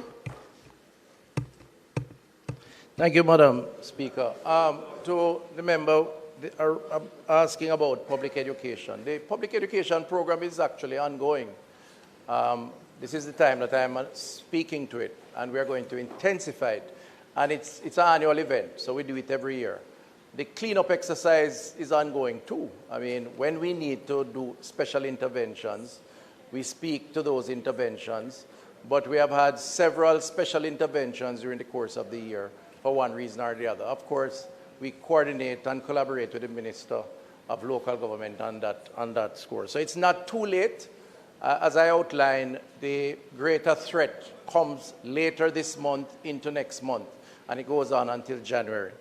As it relates to malaria, member, we have a special protocol where that risk is detected. We have no record at this point that we have malaria here. We don't, or where there may be a risk, for example, persons turning up on our shores from wherever. The health authorities are normally very involved in that process, and they do their necessary inspections.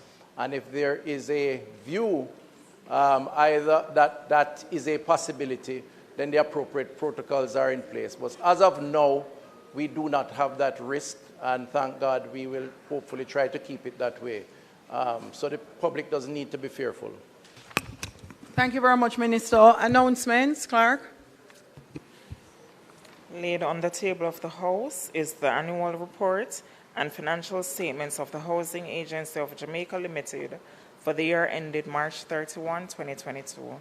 Thank you, Madam Speaker. Bills brought from the Senate, petitions, papers, reports from committees, notices of motions given orally. Madam Speaker, I beg to give notice that at the next sitting of the House, I intend to move the following motions.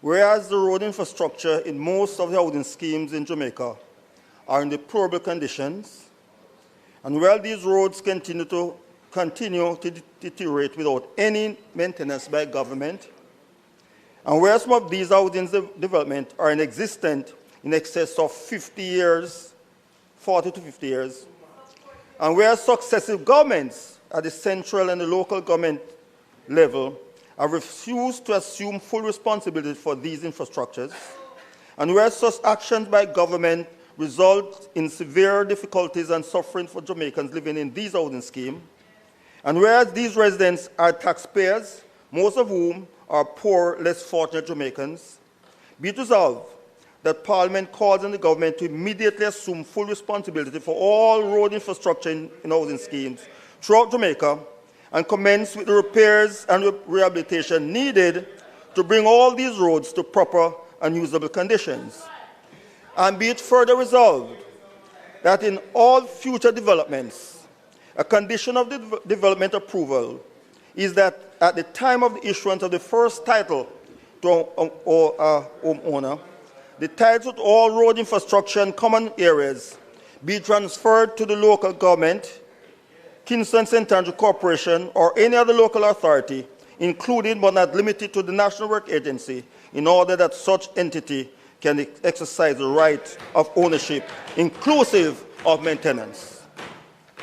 Whereas Section 35, subsection 3 of the Representation of People Act states that the elector shall forthwith enter the enclosed area of the polling center, so provided, and there make a mark with a black lead pencil within the space containing the name of the candidate of his choice.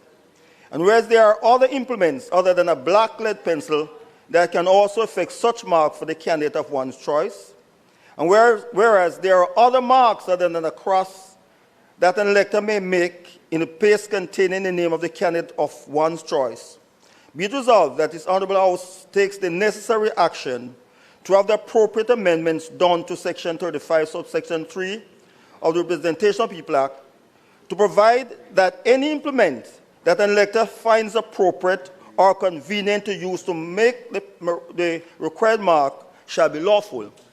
And be it further resolved that further amendments be made to the said Section 35, subsection 3 of the Representation of People Act to make any mark on a ballot by an elector in the space containing name of the candidate of his choice or the intent of the elector can be discerned shall be valid and not limited to a cross.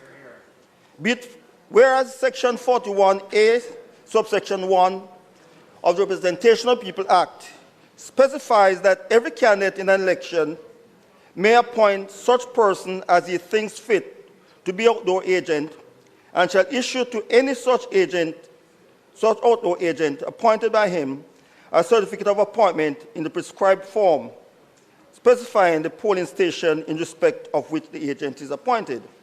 And whereas in many cases, returning officers, election day workers, and auxiliary or one-day police and members of security forces have prevented these said agents from effectively carrying out the functions for which they were appointed. And whereas the reason given is that these agents cannot be on the compound where the poll is being conducted, and in other cases that agents must be hundreds of meters away from the polling station. And where subsection 77(1), subsection 1 of the Representation of People Act does not apply to outdoor agents, and where section 41A, subsection 3 of the Representation of People Act specify the distance of the outdoor agent to be not less than 20 yards from polling station. And whereas no agent can carry out the function for which he or she is appointed, being such distant from where the poll is being conducted, Be it resolved that Section 41A, subsection 1 of Representative People Act be amended to allow the person appointed by a candidate as his agent to be within the precincts of and closer than 20 yards to the polling station as now specified, so that agent will be able to carry out the duties for which that agent was appointed. Whereas subsection 33 of the Representation of People Act specify that the poll shall be taken in each polling station between the hours of 7 o'clock in the forenoon and 5 o'clock in the afternoon. And whereas there are changes to circumstances which have influenced the setting of the time for polling, and whereas we are now in an electronic age, be it resolved that Section 33 of the Representation of People Act be amended, allowing the time for polling on election day to be between the hours of 7 in the forenoon and 6 in the afternoon.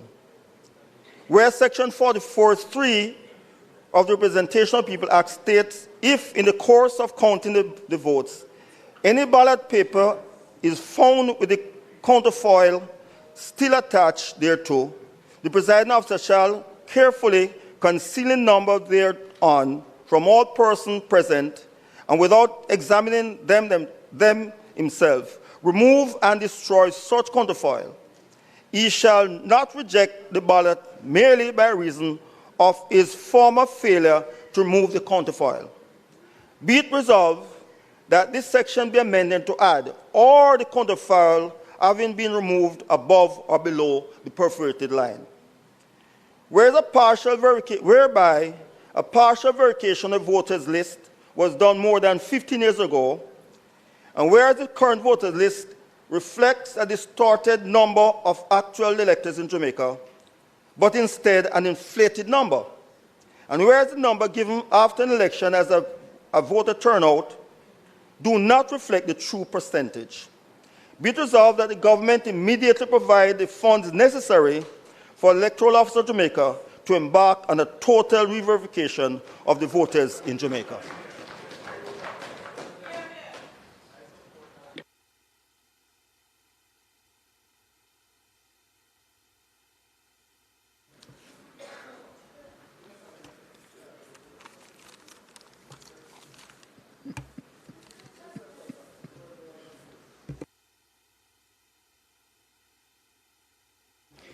Questions and answers to questions. Motions that may be made at the commencement of public business requiring notice. Motions relating to the sitting of the House. Motions for leave to introduce bills. Members, presentation of bills without leave of the House first obtained. Minister. Madam Speaker, I now move to introduce and have read a first time a bill shortly entitled the Criminal Records Rehabilitation of Offenders Amendment Act 2025. A bill shortly entitled the Criminal Records Rehabilitation of Offenders Amendment Act 2025, read a first time. Madam Speaker, I beg to give notice of second reading of the bill. Madam Speaker, I further beg to give notice that at a later stage today, I will move for the suspension of the standing orders to enable me to take second reading of the bill and take it through all its concluding stages. Public business. House Leader. Go. Madam Speaker, thank you very much. I am pleased to announce the opening of the debate of the Criminal Records Rehabilitation of Offenders Amendment Act 2025, and we'll have the Minister of Justice and Constitutional Affairs, Mr. Delroy Chuck. I don't suspect you'll be closing today. So you will not be closing today. So other members who may not be prepared to contribute today will have the opportunity to engage. So there is a little correction that we need to make. Thank you. Thank you, House Leader. No. The old truck. Just for good order, the member did say he would be going through all stages. Sorry? Yes, he did. Yes, he did. So I'm asking that it be corrected. Yes, yes, yes. Yes. No,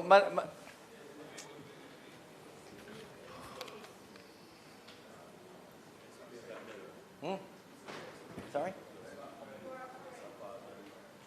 The what? Right. It's a normal part of... Yes, I'm going to. Relax. Time come.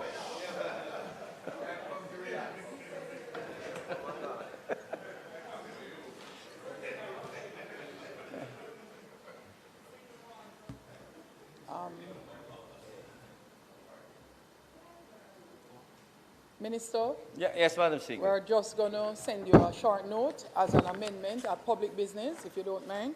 Right. I should have indicated, Madam Speaker, to the clerk who gave me the script that we are not taking it through all the concluding stages. So just for... So at public right, business, correction. as public business Minister, you may correct at public business in reference That is correct, to Madam the Speaker in respect of taking it through That is correct, its Madam concluding Speaker. stages. I intended to do that. All right, so go ahead, Minister. So, colleagues in the House, I rise for the consideration of the Criminal Records Rehabilitation of Offenders Amendment Bill, and to indicate... Minister, a moment, please.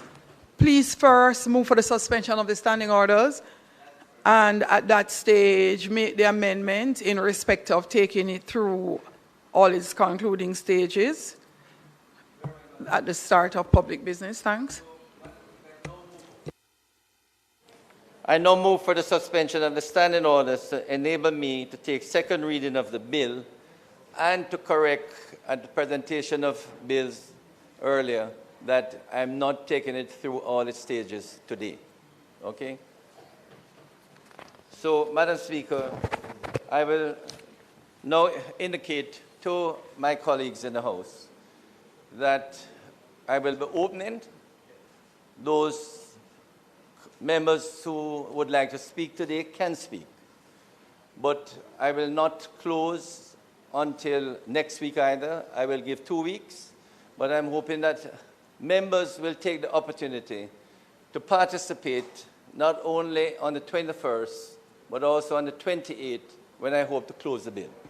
So Thanks. you have 2 additional sit-ins to be able to participate. And I strongly Thanks, urge... Minister. Just a statement before you continue. Members, the question is that the standing orders be suspended to enable the Minister to commence the debate with the understanding that allowance will be given for further comments and contribution. Those in favour? Those against? The ayes have it. Minister, Thank you, Madam may Speaker. start. Thank you, Madam Speaker. Now, I make the point to members that I am absolutely sure that all of you will have been approached or will be approached, especially the new members, about expungement. In other words, there are over 400,000 criminal records of persons who are at the Criminal Records Office, and many of them do seek expungement. So it is important, colleagues, that you get some understanding of the limitation or the jurisdiction of expungement in Jamaica. This has started some time ago. It was revised in 2014 when the leader of the opposition, when he was Minister of Justice, introduced the third schedule into the Act. Now that third schedule has restricted the number of offenses that are expungible. You will see today we are trying to relax that a bit, and hopefully in future there could be further relaxation. But at this time, we have the present regime. And this present regime has caused a great deal of disappointment, frustration, and really heartaches for a number of persons who have been convicted of crime. Many of them for the first time and only time. And they appeal, but because there's a restriction, the expungement cannot be made. So it's very important, colleagues, that you know what these restrictions are. Firstly, in the third schedule, it lists those offenses that cannot be expunged. Secondly, if the sentence, even of expungible offenses, is over 5 years, it still cannot be expunged. In other words, even if the offense is expungible, once the sentence is over 5 years, then it still cannot be expunged. Well, we are coming to that. It was, yes. So you will see today that what we're trying to do is to relax it somewhat.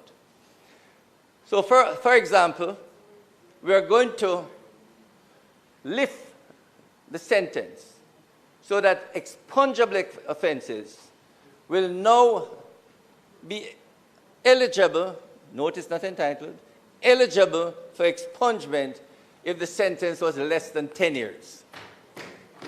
In other words, moving from 5, we're moving to 10. Also, we will be removing a number of offenses from the third schedule. But the most important one is that we're going to remove Section 7 of the third schedule, which deals with drug offenses.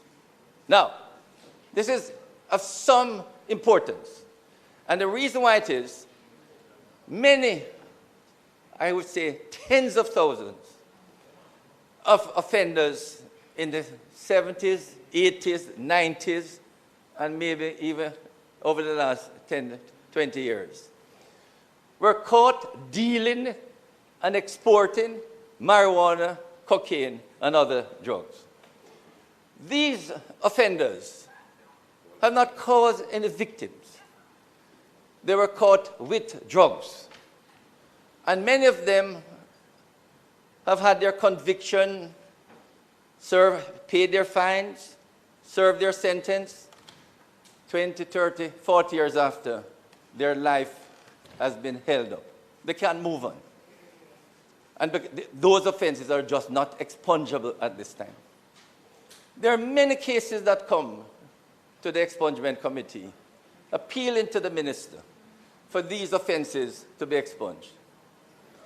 The truth of the matter is, we have refused virtually all because the third schedule restricts it. So over the last 2 years, for example, we have had over 7,000 applications for expungement, and over 1,000 have actually been refused, and most of them are for drug offenses. So you can see that people have said, well, yes, I paid my fine, I served my time, I paid my debt to society, I am straight, I have not committed any further crime. You have teachers, you have pastors, you have business people. Why can't you get an expungement?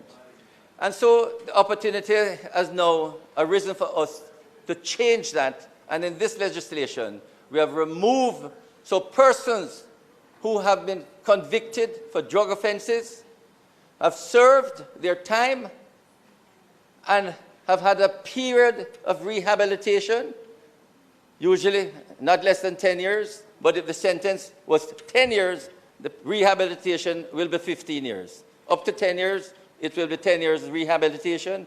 If it is 10 years, 15 years rehabilitation. This is an opportunity to give such persons a second chance. Now, you may ask, but what about other offenses? The truth of the matter, over the past many years, at various levels within the government, we have been looking at how we can adjust this, or make amendments to this Criminal Records Rehabilitation of Offenders Act. We have had many discussions at various levels, including at the cabinet level, as to what can we do.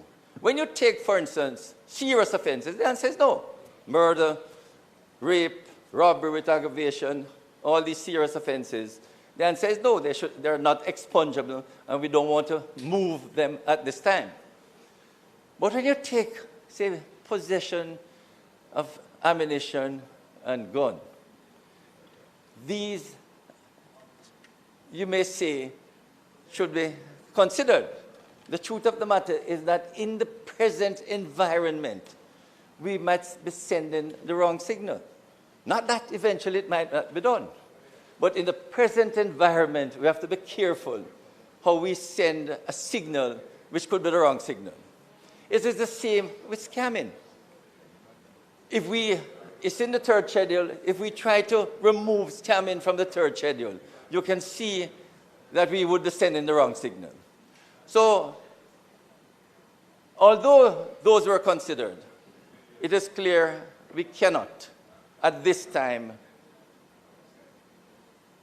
take them from the third schedule, because it may well send the wrong signal.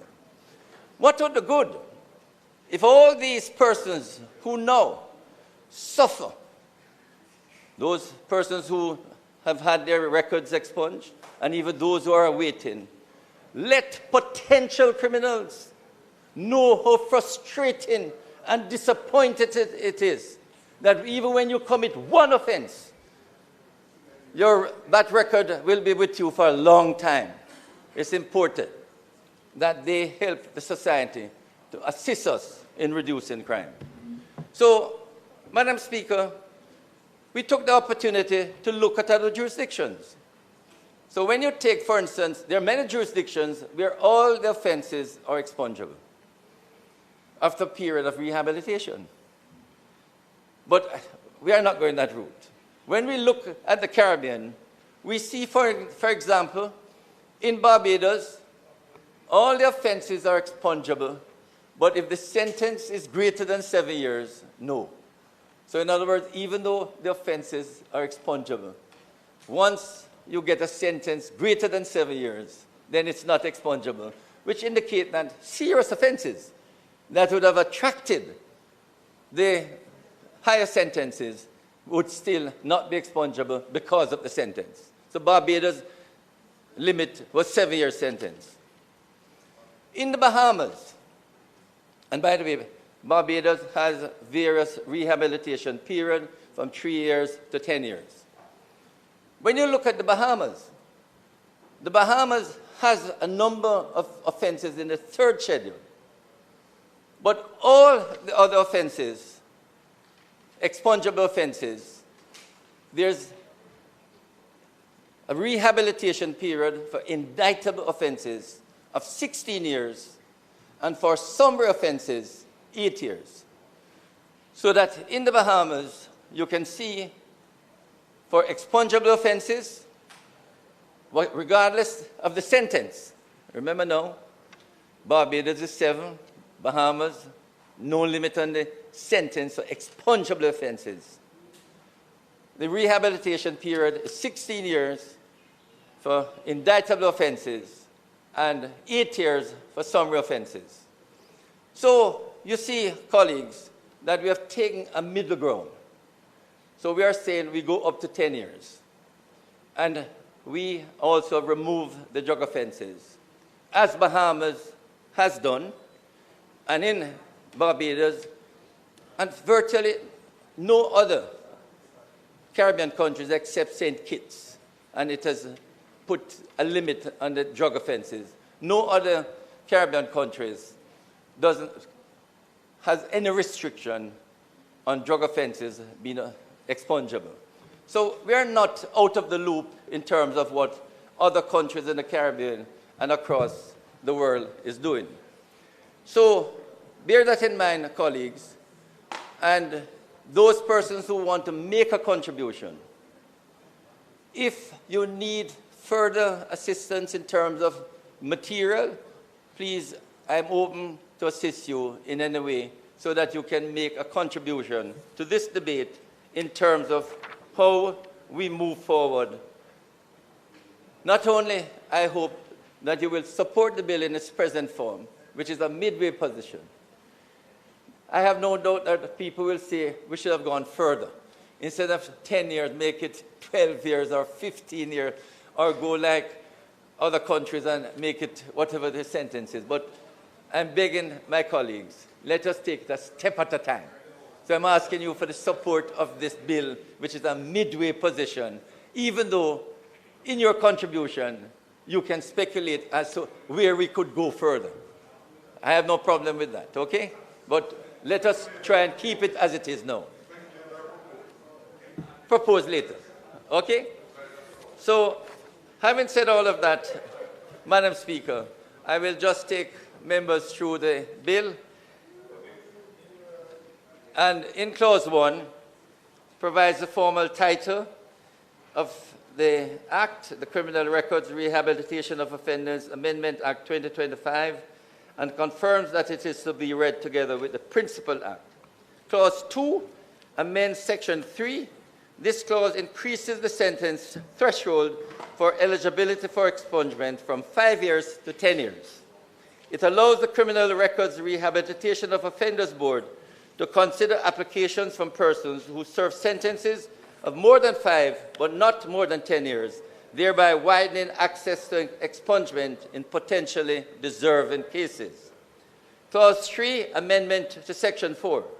This clause clarifies that some foreign convictions, including those offences found in the third schedule, can be evaluated subject to the board's discretion, even where these offences may otherwise be barred from expungement in Jamaica.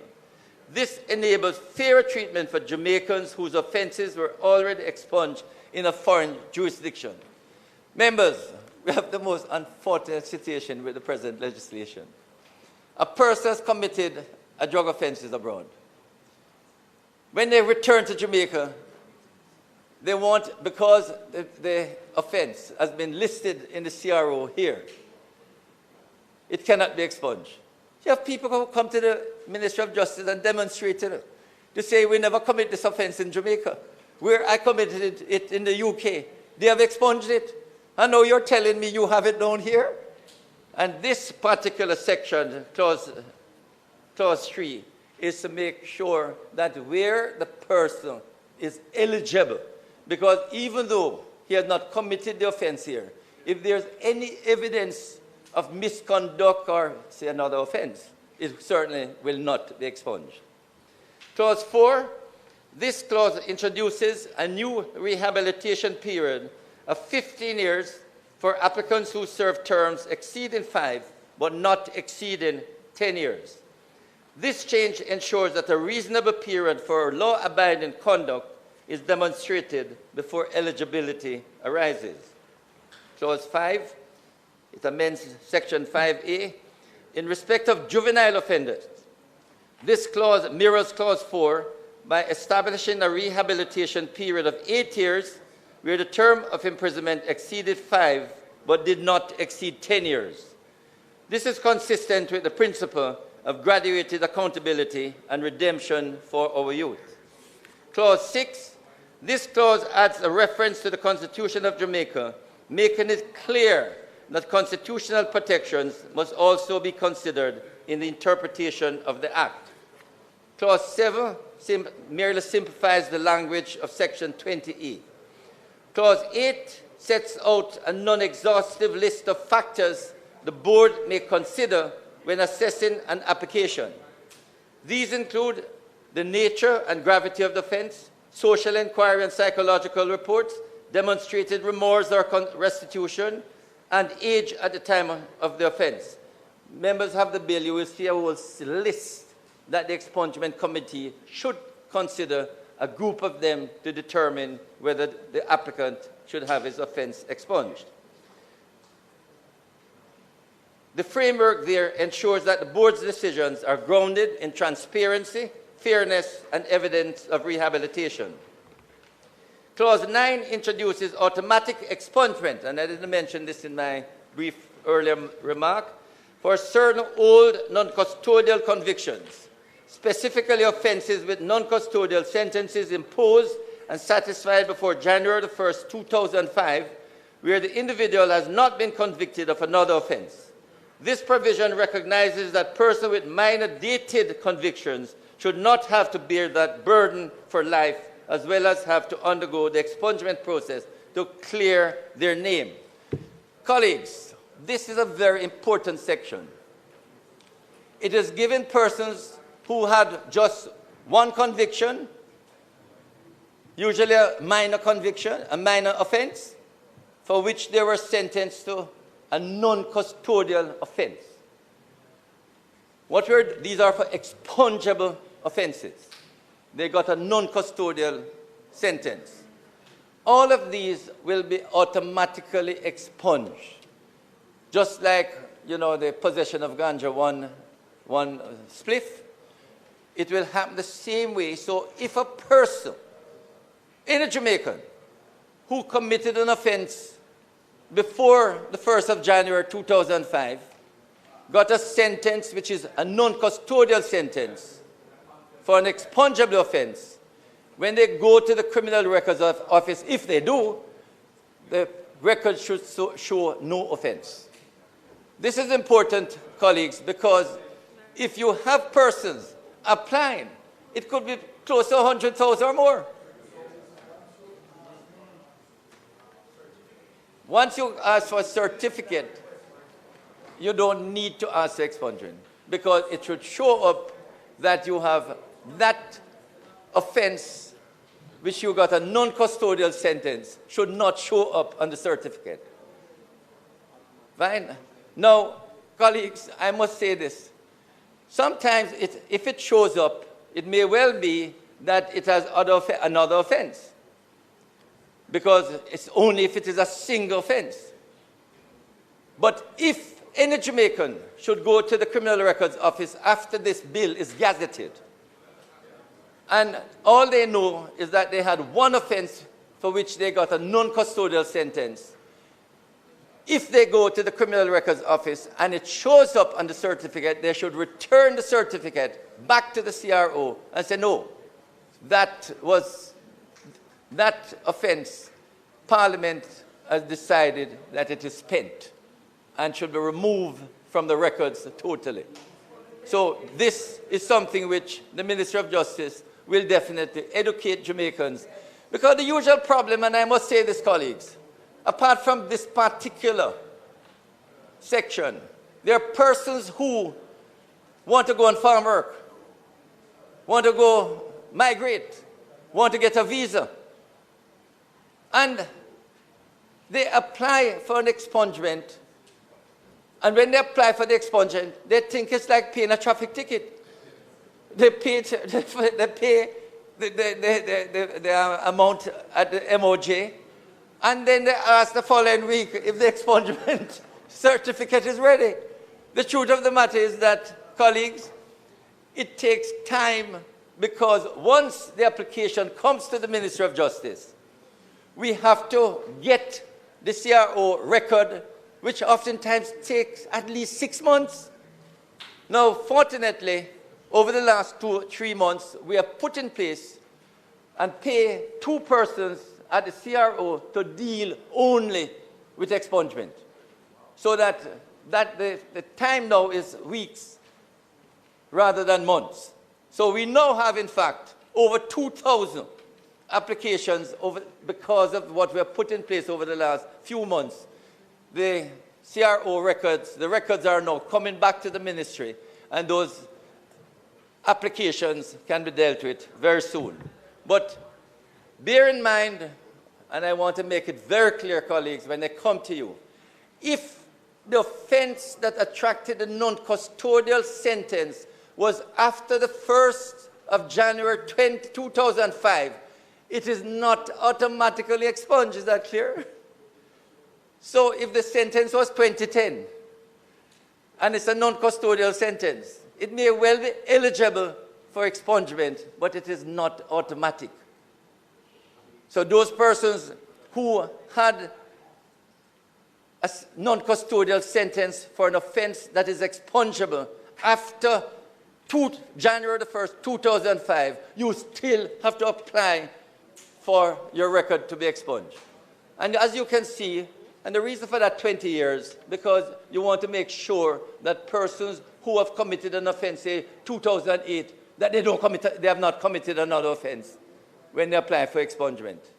But up to 2005, if there's no further offense committed, we automatically expunge it. Okay? Clause 10, this clause updates the naming of the resident magistrate to a judge of the parish court. Clause 11 expands the membership of the board from between 3 and 5 members to between 7 and 9 members and adjusts quorum requirements accordingly. It also updates the list of prescribed members, including nominees from the Commissioner of Police and the Commissioner of Corrections.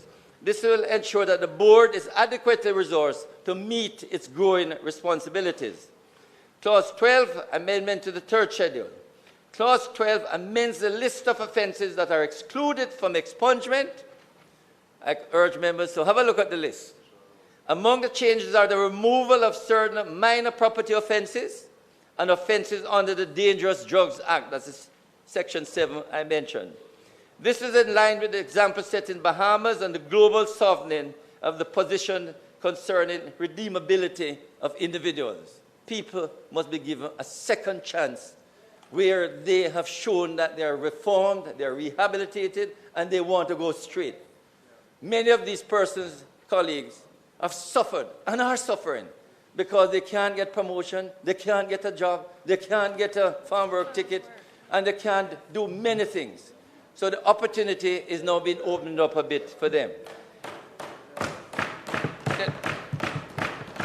In conclusion, colleagues, these amendments are deliberate, proportionate, and reflect a justice system that is both accountable and compassionate.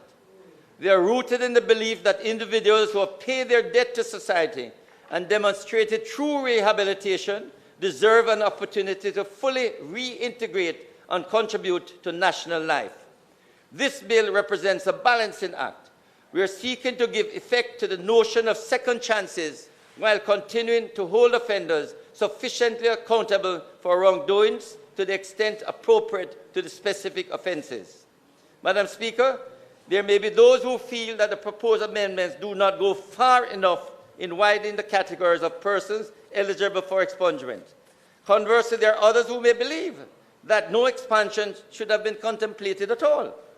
We welcome and encourage a robust debate on this matter.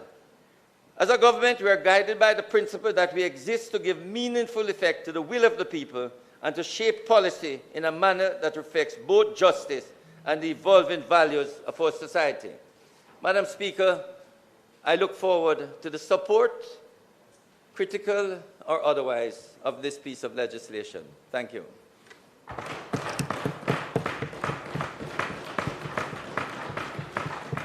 Madam Speaker, I now ask for the suspension of the debate until next week. Okay, noted, Minister.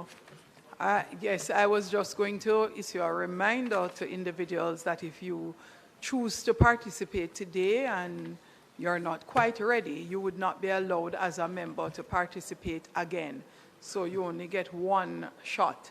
And therefore, yes, I would recommend that the person who responds appreciate that that's your only time contributing.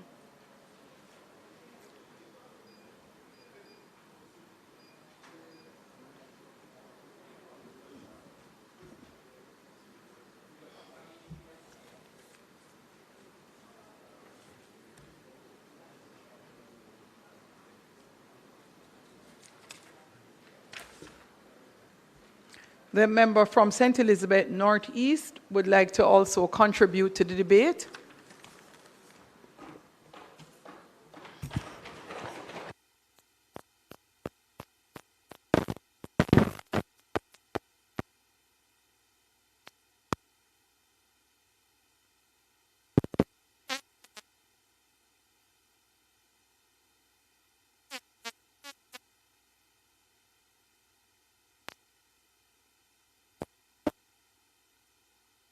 Try the mic on the other side.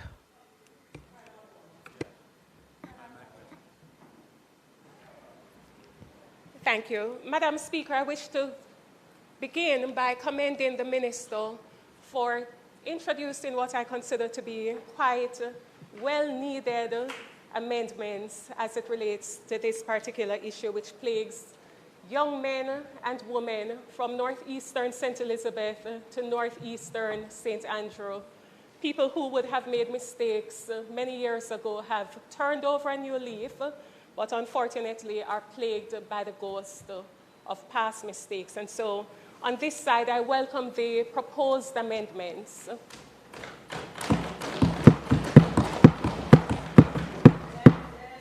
I must confess, however, Madam Speaker, notwithstanding the caution from the Minister, that we really ought properly to try and adopt as best as possible a middle ground.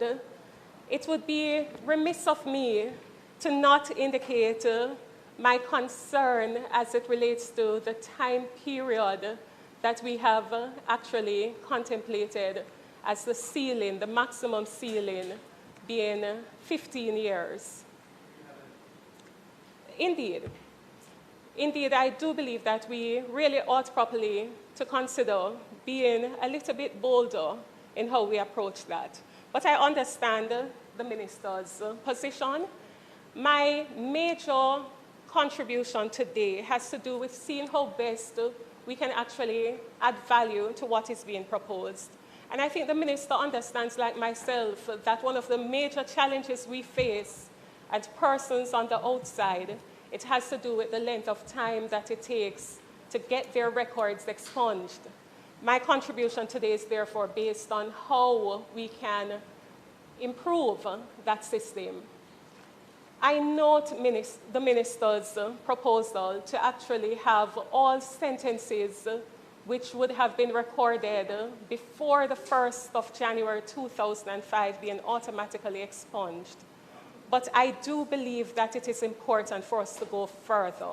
And I take note of precedents in other Commonwealth jurisdictions, such as Cayman, where after a particular period of rehabilitation, offenses which did not attract a term exceeding 5 years are automatically expunged. It is my considered view, and I do hope that the Minister will actually take it into consideration, that as it relates to non-custodial offenses, and if we are bold enough, offenses which do not carry a conviction of greater than 5 years, perhaps it might be wise to consider having those matters automatically expunged, because what that would do is to relieve the system of some of the backlog which currently obtains, that I know the Minister knows all too well about, and notwithstanding his great industry and efforts, we continue to have a challenge in that regard. So I wonder if the Minister might consider including a clause which would speak to the fact that non-custodial sentences, at a minimum, ought to, once the rehabilitation period is served, ought to automatically be treated as being expunged. That's my first recommendation.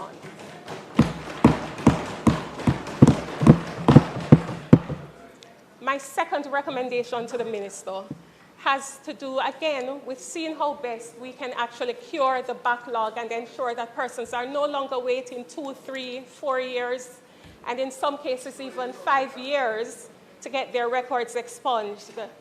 And we do understand that one of the challenges comes from how often, or perhaps the lack of frequency with which the board actually meets. And I do commend the Minister for understanding this challenge. I do note that we will be increasing the membership, but I wonder if perhaps we could go further, Minister, to actually allow, as in the case of other jurisdictions, for meetings of the boards to take place not just in person, but perhaps we could include a clause which specifically states that the board may have meetings via remote hearing, for example, via teleconference or Zoom or other such manner, and that certainly would allow the board to meet perhaps on a more frequent basis.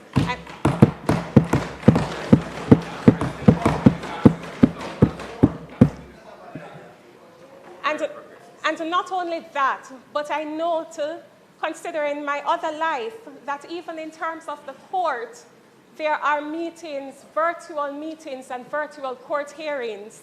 And so I wonder if perhaps the minister might consider including a clause in this particular bill that would provide for the board to hear matters in that manner.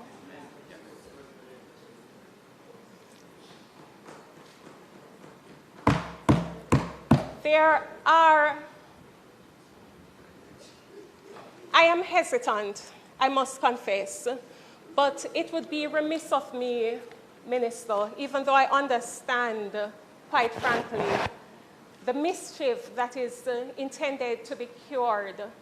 But I must confess there is a sense of discomfort on my end as it relates to the proposed amendment that is contained in Clause 3, which would essentially allow persons who are convicted of offenses in other jurisdictions to have their records expunged, but individuals who are convicted here of the very same offenses cannot have their records expunged. I must confess that it does not sit very well with me, even though I understand, Minister, the mischief that you do hope to cure.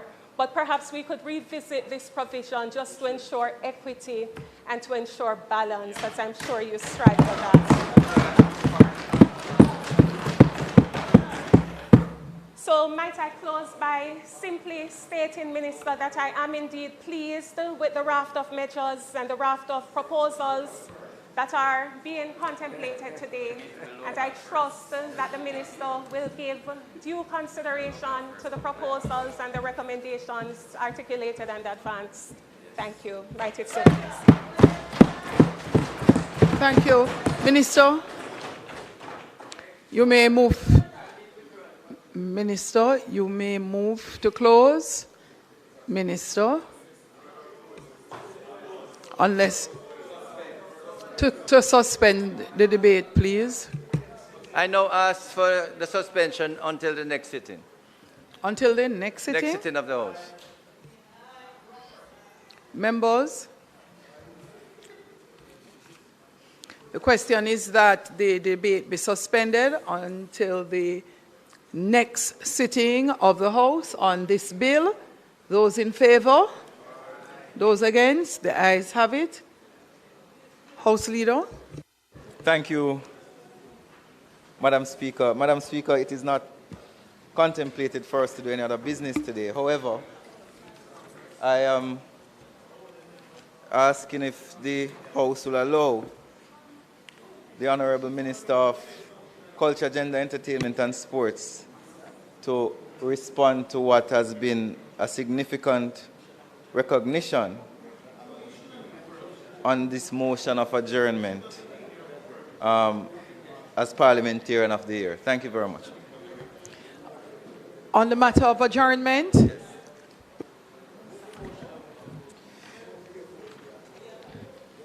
Let me try that again. Madam Speaker, it's not contemplated to do any business, further business today, and I therefore ask the House to adjourn at a date to be fixed. However, before we take the vote, we wish to have Minister Grange address the House.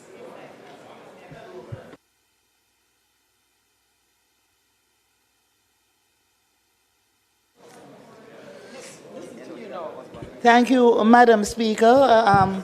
On the motion for adjournment, I would like to use the opportunity to thank the Commonwealth Parliamentary Association for awarding me the 2025 Parliamentary Equality and Diversity Award.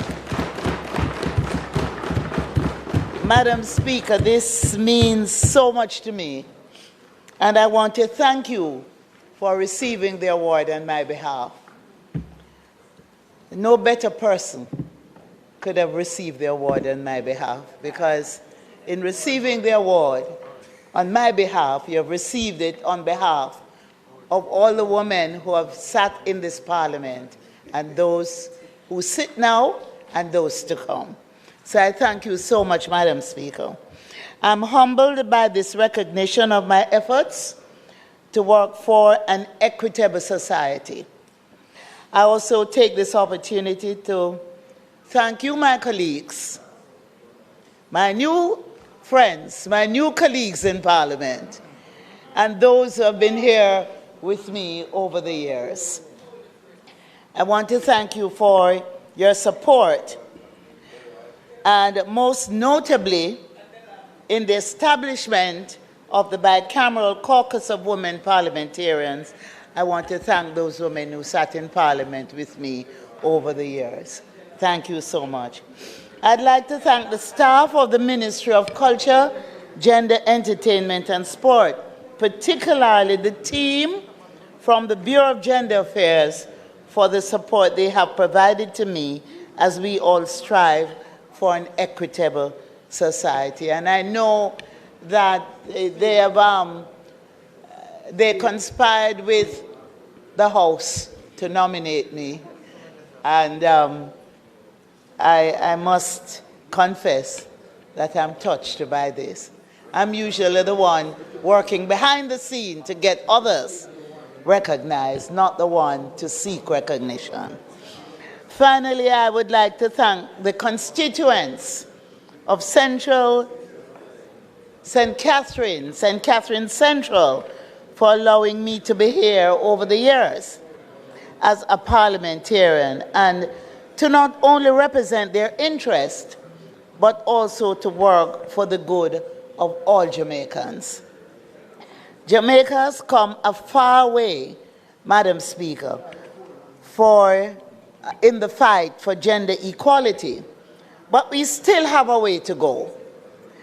So let us continue to strive for a Jamaican society that protects and empowers all its citizens, men, women, or boys, and or girls. I want to end with this quote, which was used in the release that was sent out by Parliament, a quote that I am proud to have made. Says, an equitable society can only exist when its members are afforded the opportunity to maximize their potential without fear or restrictions. That has been my life's purpose, and I'm humbled by this recognition of my efforts in that regard. I thank the Commonwealth Parliamentary Association for this award, and I'm honored, and I'm truly, Madam Speaker, grateful. I thank you all.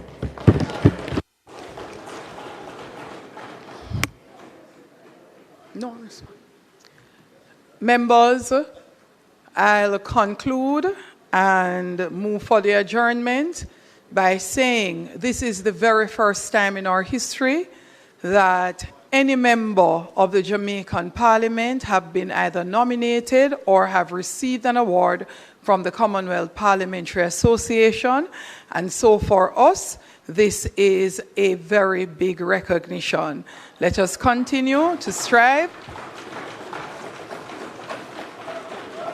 for excellence in our participation in the Commonwealth. Members, the question is that the House do now adjourn for a date to be fixed. Those in favor? Those against? The ayes have it. This Honorable House now stands adjourned.